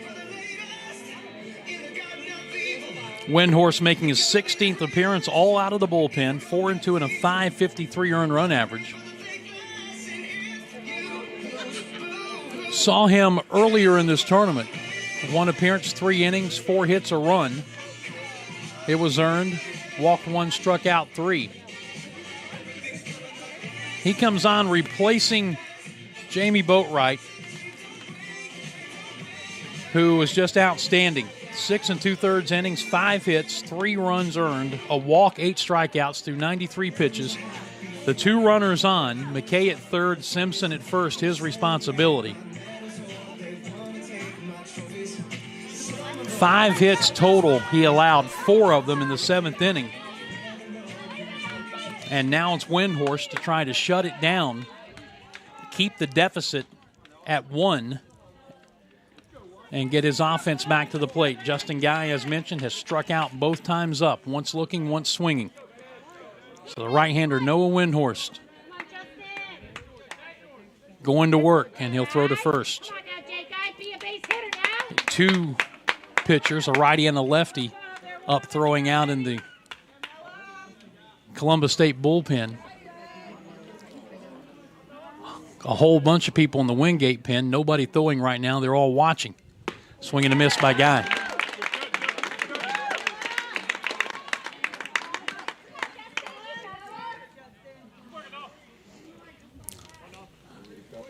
So the Bulldogs, big two-out, bases-loaded single by Carson Simpson to give them the lead here in the 7th. Swing and a miss, chases a breaking ball in the dirt. The runner at first, Simpson, will move up on the wild pitch.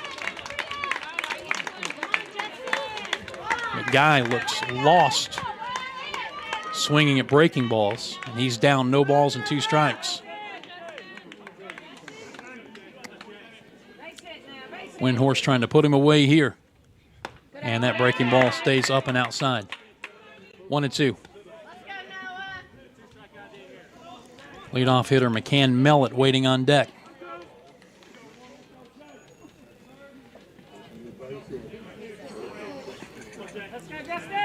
Second and third, 2 outs. 1-2 pitch. Strike 3 swinging. Chased the ball well off the plate outside. Another breaking ball.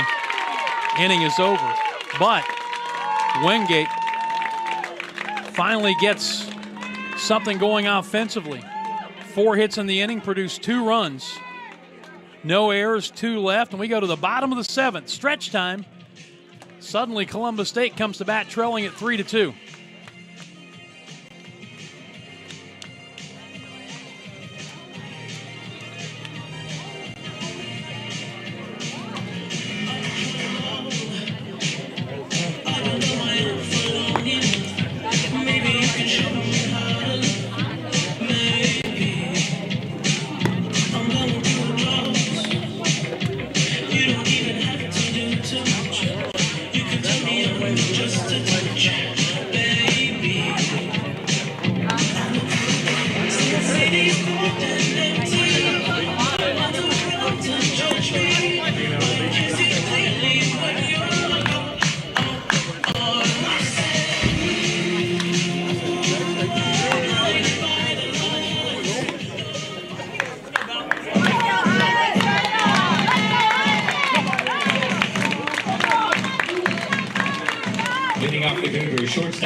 Austin Mitchell back out to pitch the 7th inning. He's thrown 99 pitches. I said it was a 5-pitch inning in the 6th. It was actually a 4-pitch inning. Now he has a 1-run lead here in the bottom of the 7th. Top of the order due up for Columbus State. Boughton, Brabston, and Brooks. And Boughton swings at the first pitch, lines it back into left. On the run, leaping and making the catch is Jed Bryant to take extra bases away from the Columbus State leadoff hitter. Put a star by that one, 1 down.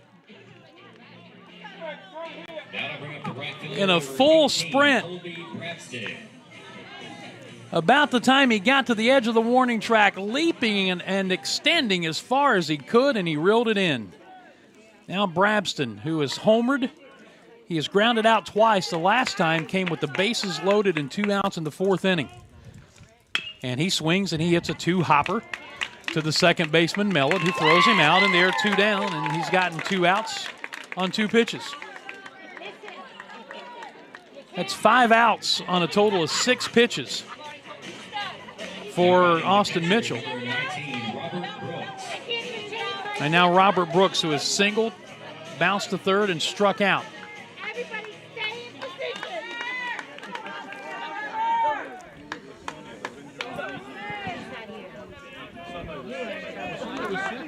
Right-hander winds and delivers, and Brooks takes one high.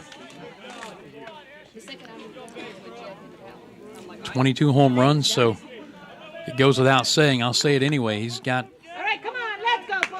more than enough power to tie this thing up with 1 swing of the bat. The 1-0. Outside, 2 balls and no strikes. 3-5-0 for Wingate. 2-5-0 for Columbus State. 2 outs, bottom of the 7th inning. 2-0 pitch. Check the swing, cost him a strike. 2-1.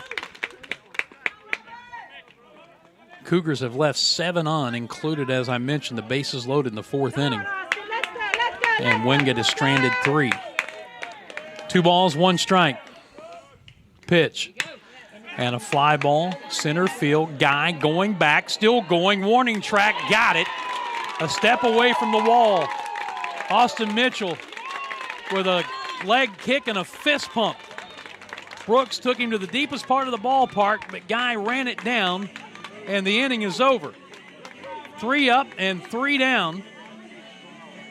We head to the 8th. Wingate comes to bat, leading it 3-2.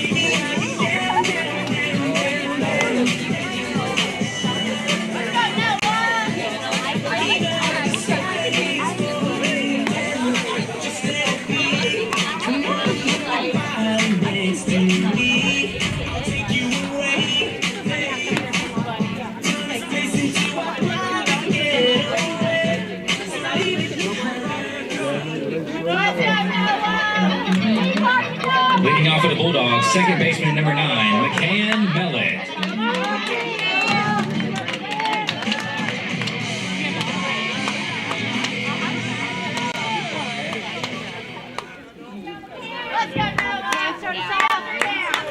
Top of the order for Wingate here in the 8th inning, leading 3-2. And Windhorse, who just came on to get the final out of the 7th, delivers ball 1 to McCann Mellett. Of all the people glad to see Jamie Boatwright gone, Mellett would have to be at the top of that list. He struck out 3 times against the lefty. And his first swing on the second pitch he sees from Windhorse is banged into right field for a base hit. And after being checked on 1 hit through the first 6 innings, Wingate now has out-hit Columbus State 6-5.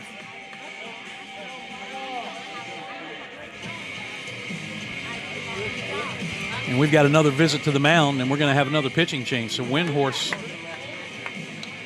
his outing will be exactly 2 hitters and a break in the action.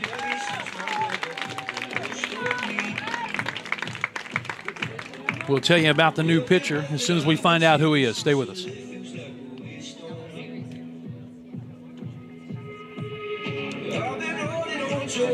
You'll come back when you can find some peace.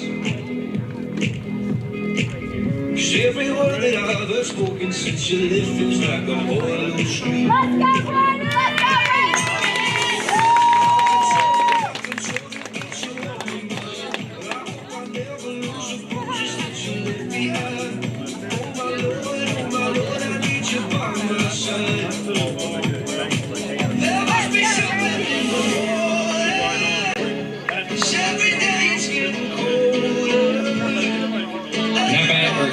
Now pitching for the Cougars, number 32, Brady Kais.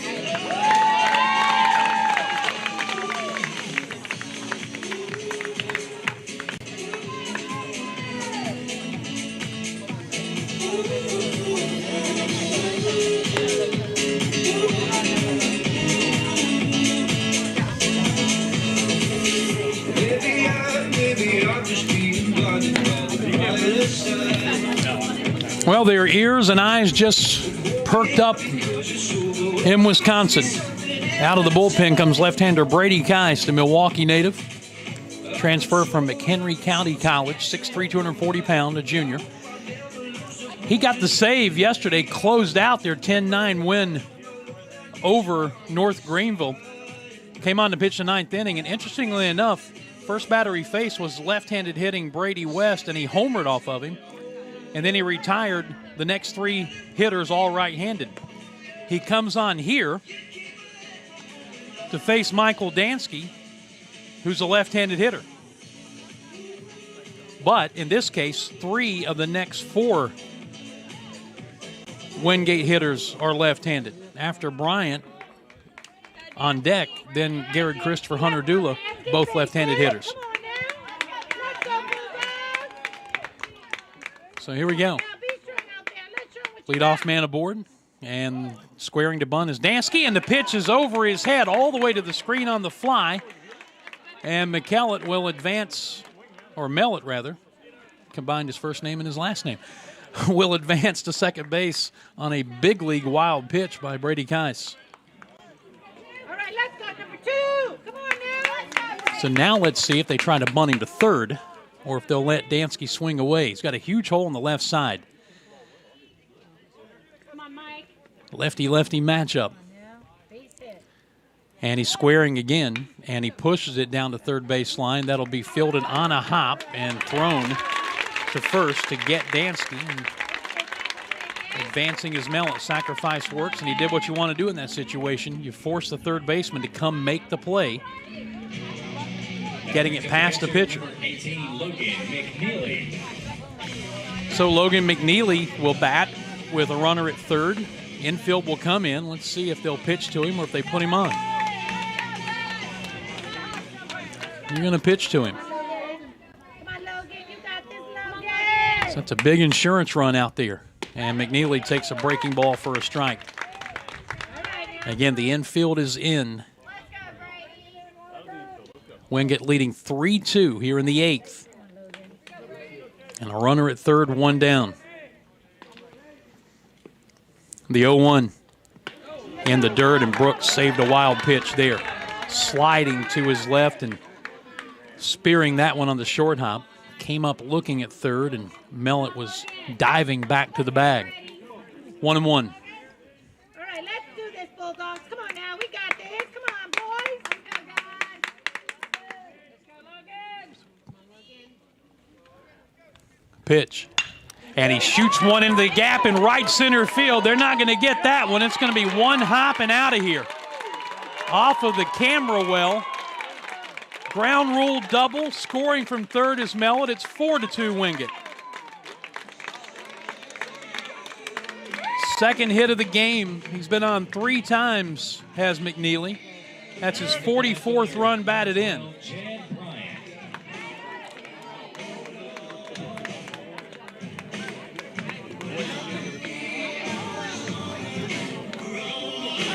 And now Jed Bryant. Bryant is homered, he's flied out, and he's struck out. And he hits a cue shot down towards the first baseman, Minter, who will step on the bag. And they are 2 down as McNeely advances to third. 3 unassisted. That brings up the designated hitter, number 50, Garrett. And now Garrett Christopher. One of the aforementioned left-handed batters. Christopher, unlike Dula, who we talked about in the last inning, a left-handed hitter, he hits .375 off left-handed pitching. A run in, it's 4-2 Wingate. They have another runner at third and 2 out. And Keiss misses low and away, ball 1. You can close the book, by the way, on Noah Whitehurst. A third of an inning, a hit, a run, and a strikeout. 1 ball, no strikes. And chopped foul off of his foot at the plate. Drops his bat and hobbles up the first baseline a bit, now circling back. 1 ball and 1 strike. Teammate Hunter Dula there to hand him his bat, which he promptly dropped. Little sheepish grin on his face as he talks with catcher Robert Brooks and home plate umpire Ryan Bennett. Now settling back into the box. I think he'll be buzzing for a little while. Here's the 1-1 pitch. And he takes it for a strike, 1-2.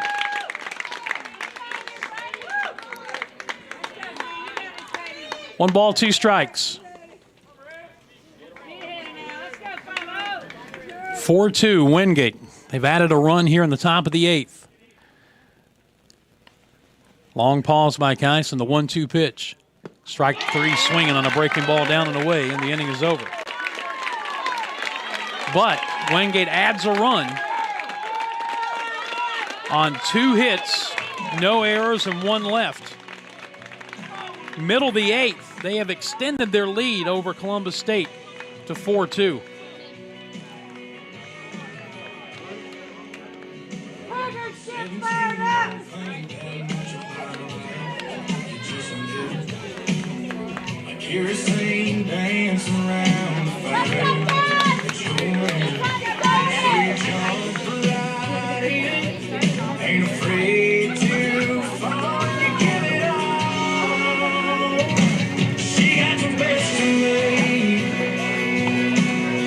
Now pitching for the Bulldogs, number 36, Brody McCullough.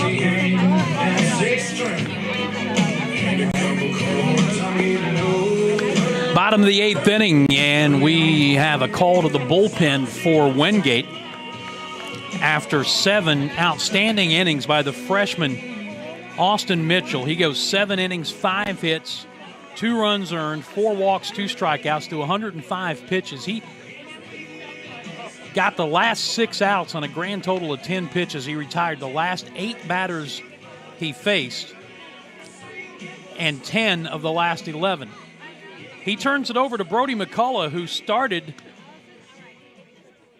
just 2 days ago through 91 pitches, got the win in a 19-6 win over Mount Olive. The game that started on Friday ended on Saturday. He went 5 innings, 4 hits, 4 runs, 3 earned, 5 walks, and 3 strikeouts. So he comes on here in the 8th inning to face the middle third of the batting order for Columbus State, trying to protect a 2-run lead. He'll get Stephen Minner to lead it off, who's 0 for 2 with a walk, and he swings and lines the first one foul off the facing of the far end of the first base dugout.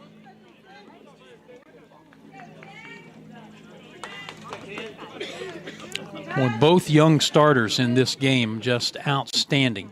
Can't emphasize that enough. But now it's into the bullpens. Swing and a miss. No balls and 2 strikes. Minner, Meadows, and Bullock. 4, 5, and 6 in the batting order. A right-hander, a pair of right-handers loosening in the Wingate bullpen just in case. The 0-2. Misses outside. 1 ball and 2 strikes.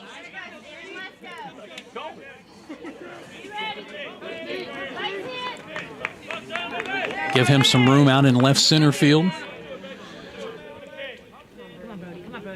Here's the 1-2.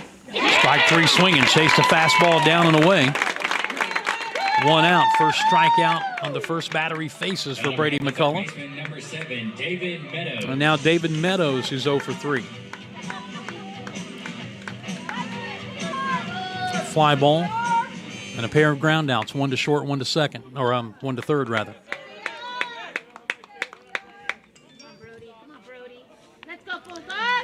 First pitch to him is lined into right. That will hang up long enough for Dula to come on and make the play, or McKay, rather. And there are 2 down. Up to the plate, left fielder, number 9, Dane Bullock. Now Dane Bullock walked and scored back in the second. Since then, he's flied to center and he's flied to right.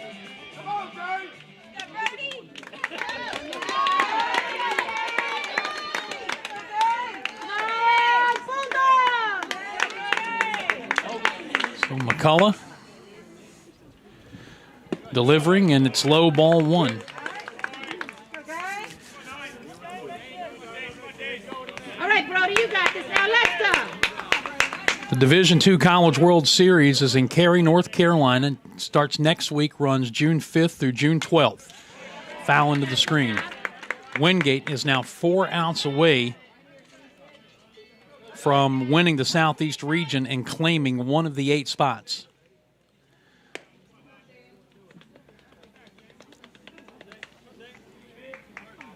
And if you have never been to a College World Series, it is something that you need to experience, whether it's the Division I, II, or III level. I have covered the Division III College World Series going back about almost 30 years as a writer.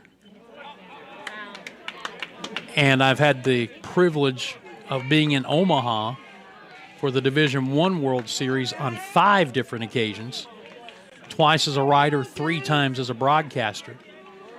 And the NCAA gets a lot of grief for a lot of things, and a lot of it is justified at times. But one thing that they do well is put on a College World Series.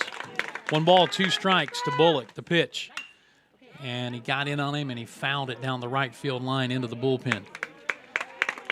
The last time I was in Omaha, in fact, was the last year of old Rosenblatt Stadium, 2010.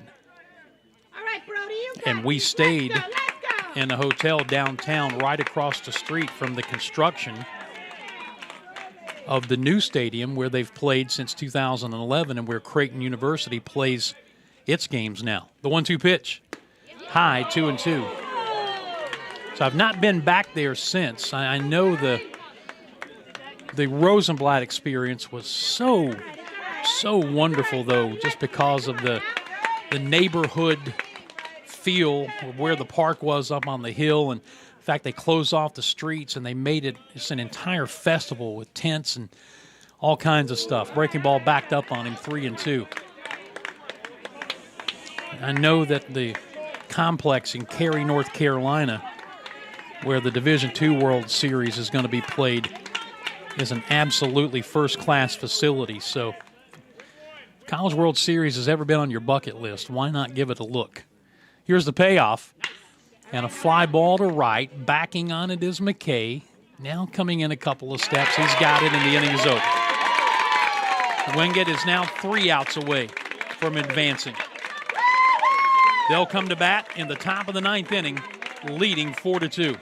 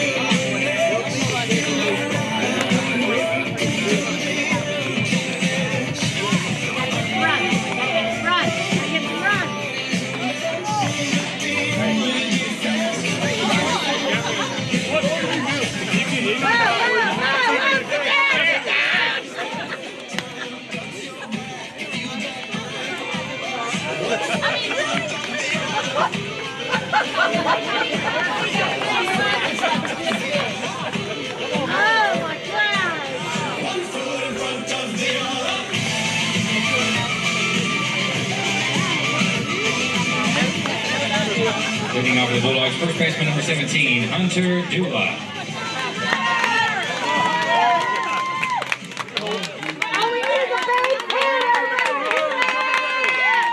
Hunter Dula leads it off against Brady Keiss, and the first pitch is outside, ball 1. Dula had a key hit in that 7th inning in which they scored 2 runs to take the lead. He was down, no balls and 2 strikes with a runner at first and 2 down against Jamie Boatwright. Well, and that pitch from Keiss hits him. And he reached out and punched one into center field on that 0-2 pitch for a base hit. 2 more hits would follow, the second of which by Carson Simpson drove in the 2 runs that tied the game and gave them the lead. And now Greg Appleton on his way back to the mound. And we'll see if that's going to be all for Brady Keiss. It is. Takes the baseball from him. He will exit after an inning plus, in which he allowed a hit, a strikeout, and hit a batter. And the runner on his responsibility. New pitcher coming in. We'll tell you about him in a moment.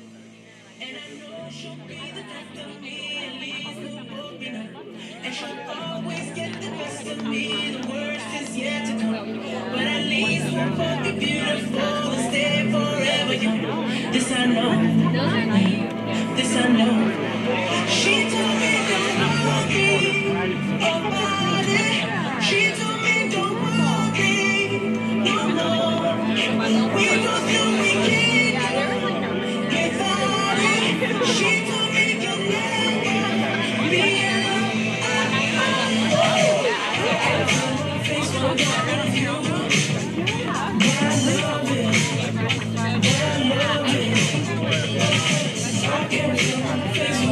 Now pitching for the Cougars, number 23, Miles Dudden.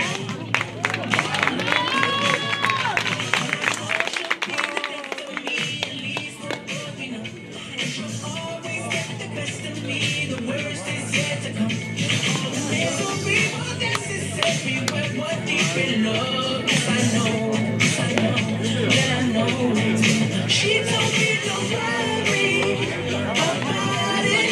She told me don't worry no more.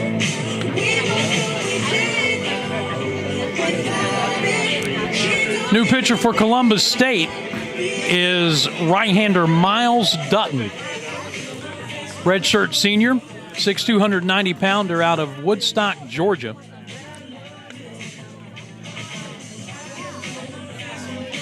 Dutton is making his second appearance of this region. He's pitched an inning, allowed a hit, and that was it on the season. He's been excellent out of the bullpen for the Cougars. This will be appearance number 15. He's 3-0 and a 2.70 earned run average. And has a save. 20 innings, 14 hits, 6 runs earned, 23 strikeouts, 8 walks, and the opposition hitting just 206 against him. He comes on to face Andrew McKay with a runner at first, nobody out. Wingate batting here in the top of the 9th, leading 4-2, and you know they would love to add some insurance runs. First pitch from Dutton is high, ball 1. And by bringing him on, at least for the moment, all of the action has ceased out in the Cougars bullpen beyond the left field fence. Nobody throwing. I take that back. There is a right-hander throwing in the Wingate bullpen.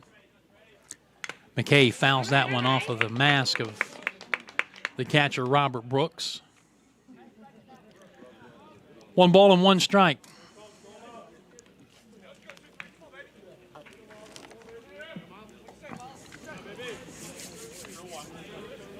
Carson Simpson on deck. 1-1 pitch. Off the plate outside. 2-1.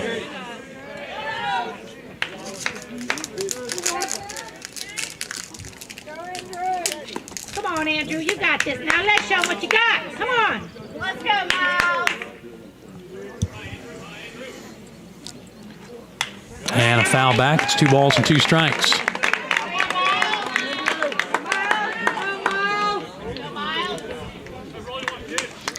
4-2 Wingate here in the top of the 9th inning. They trailed 2-1 until the on-deck hitter, Carson Simpson's 2-out, 2-run single with the bases loaded in the top of the 7th inning gave him the lead. Strike 3 swinging. McKay out on strikes, and there's 1 down.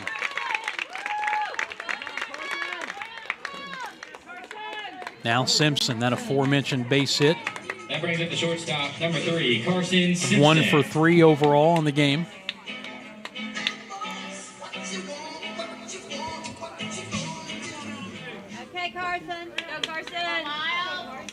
You're thinking stolen base here. Dula is a perfect 13 for 13 on the season. He's not running, at least he hasn't yet, and Simpson fouls that one back, 0-1. Well, he's got big holes on each side of the infield. Both middle infielders pinching toward the bag in a double play situation. Runner goes, and he's swinging and fouls it straight back. So trying the old run and hit. And Simpson finds himself in a no-ball, two-strike hole.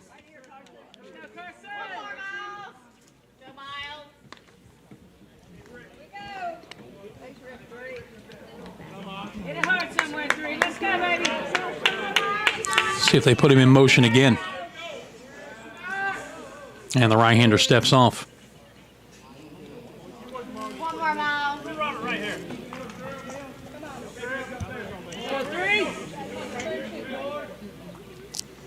Now he's ready to go. Here's the 0-2. He's not running, and it's high and away. 1 ball, 2 strikes. Looking ahead to the Columbus State ninth, bottom third of the batting order. Will Banks, McDade, and Curley due up. Don't know if it'll be against McCullough or whoever that is throwing down in their bullpen. Strike 3 swing and a foul tip into the mid of Brooks, and they're 2 down. And now Justin Guy, who has struck out all 3 times he has been up. Justin Guy.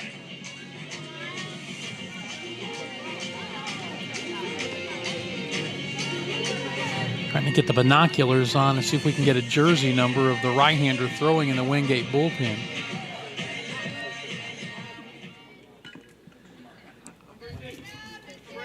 All right, Guy at the plate. Dutton delivering, and it's swung on and fouled off. They've got 2 right-handers throwing out there. The one who's been warming up the longest is freshman Sam Broderson. Come on, own it, Justin. Let's go, own it. Take a piece of it. Let's go. Dula at first, 2 down. And Guy, a fly ball to right. Brabston started in, now backs a couple of steps, makes the catch, and the inning is over. Strand the runner, bottom of the 9th inning on Championship Sunday coming up. Wingate 3 outs away from advancing to the College World Series. We'll be back in a moment. Play may threaten the health and safety of others and will be subject to ejection and possible legal action. Thank you for your cooperation.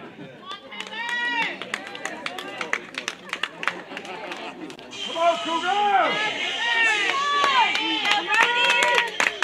Come on, Will! You gotta get this done, man!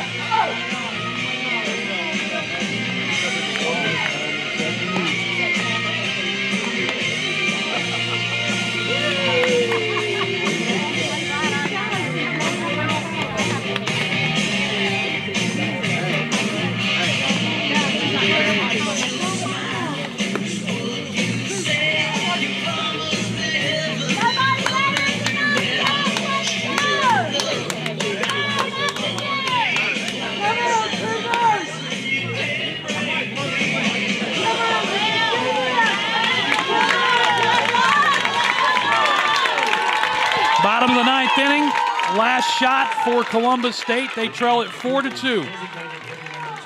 Brady McCullough, who came out of the bullpen after starting Friday's game, got the win in that one, trying to get a save here. He got him out in order in the 8th. He'll face the bottom of the order in the 9th.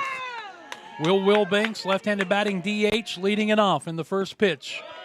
Is low, ball 1. Will Banks, 1 for 3. Last time up, he flied to right. Wingate leads it 4-2. The 1-0. Strike called on the outside corner. 1 ball, 1 strike.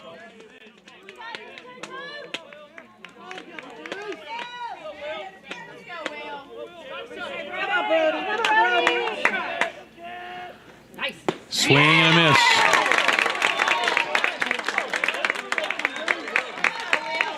1 ball and 2 strikes.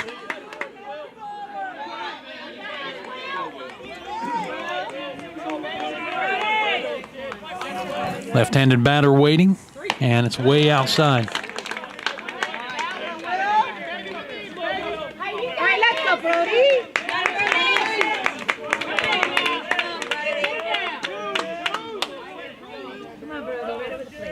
2-2. Outside, 3-2.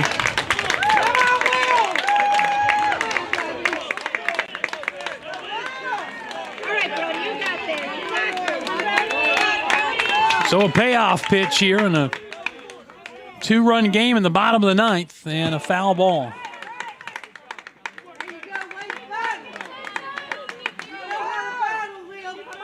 Come on, Brody, you got this now. Let's go. Come on, Bulldogs. 3 out. Let's go. Again, the 3-2. And he walked him. Just missed the outside corner. Leadoff man aboard for Columbus State. And the tying run will come to the plate in the person of Matthew McDade. Now we're going to have a pinch runner at first base. Wilbanks will be taken down. And Seth Nelson will go on to run.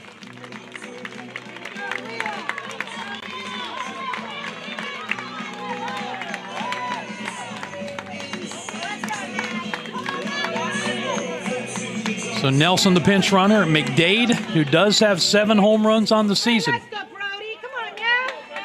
Come on, Bulldogs. will step to the plate.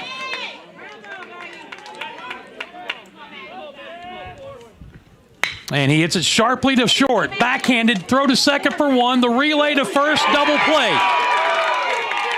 Simpson to Mellett to Dula. And all of a sudden, Wingate is 1 out away. Boy, McDade scalded it.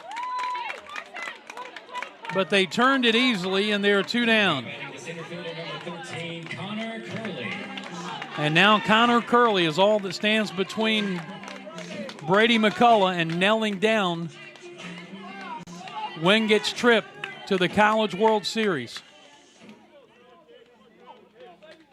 Come on, Brody. Let's go now, Brody. Let's go, Bulldogs. There's a strike on the outside corner. Come on, let's go, Bulldogs. Left-handed batter asks for time.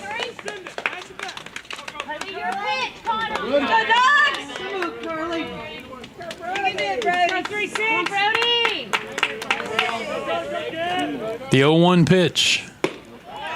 Outside.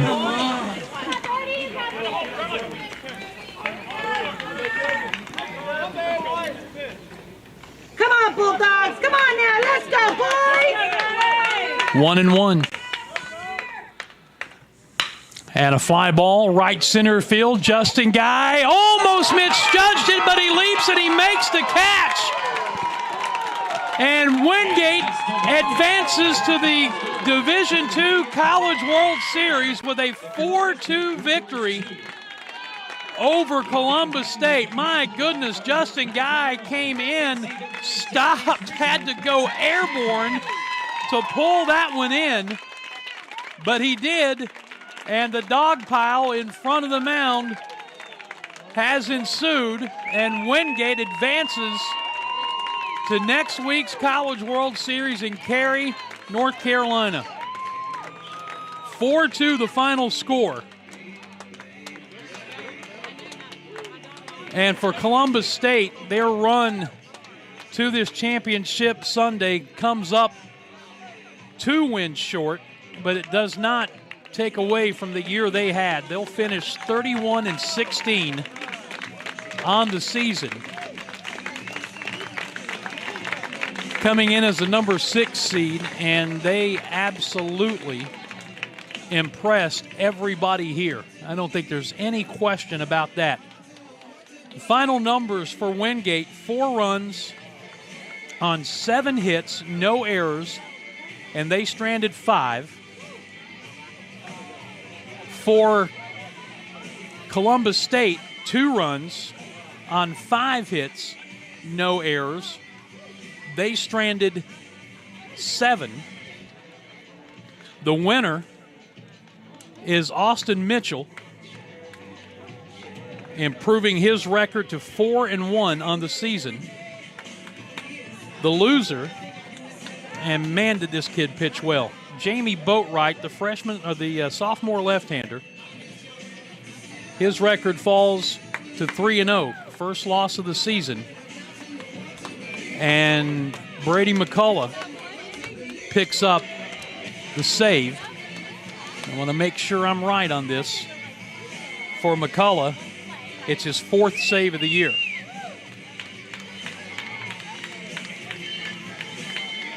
And the game, 2 hours and 26 minutes.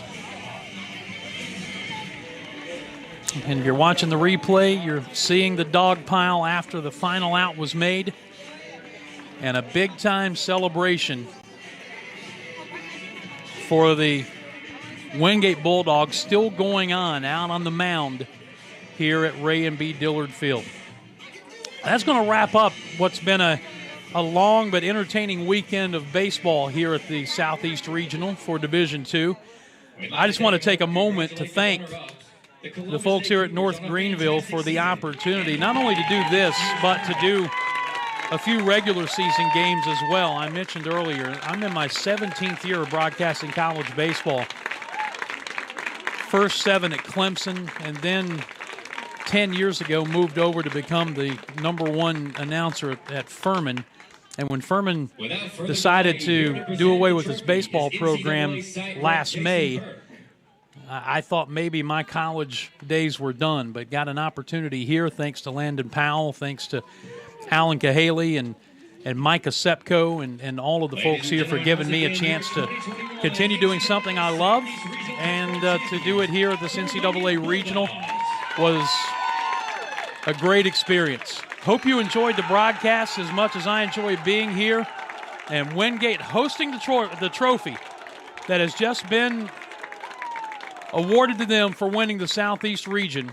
They swept through this thing undefeated, winning 4 straight games, closing it out today with a 4-2 win on Championship Sunday over Columbus State. That's going to do it for the broadcast. Again, thank you to everyone involved.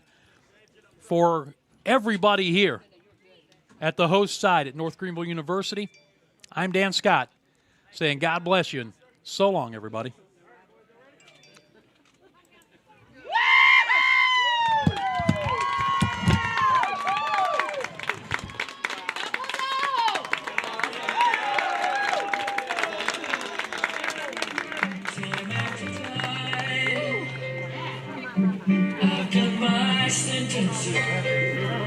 Who committed no crime and bad mistakes. I've made a few. I've had my share and kicking my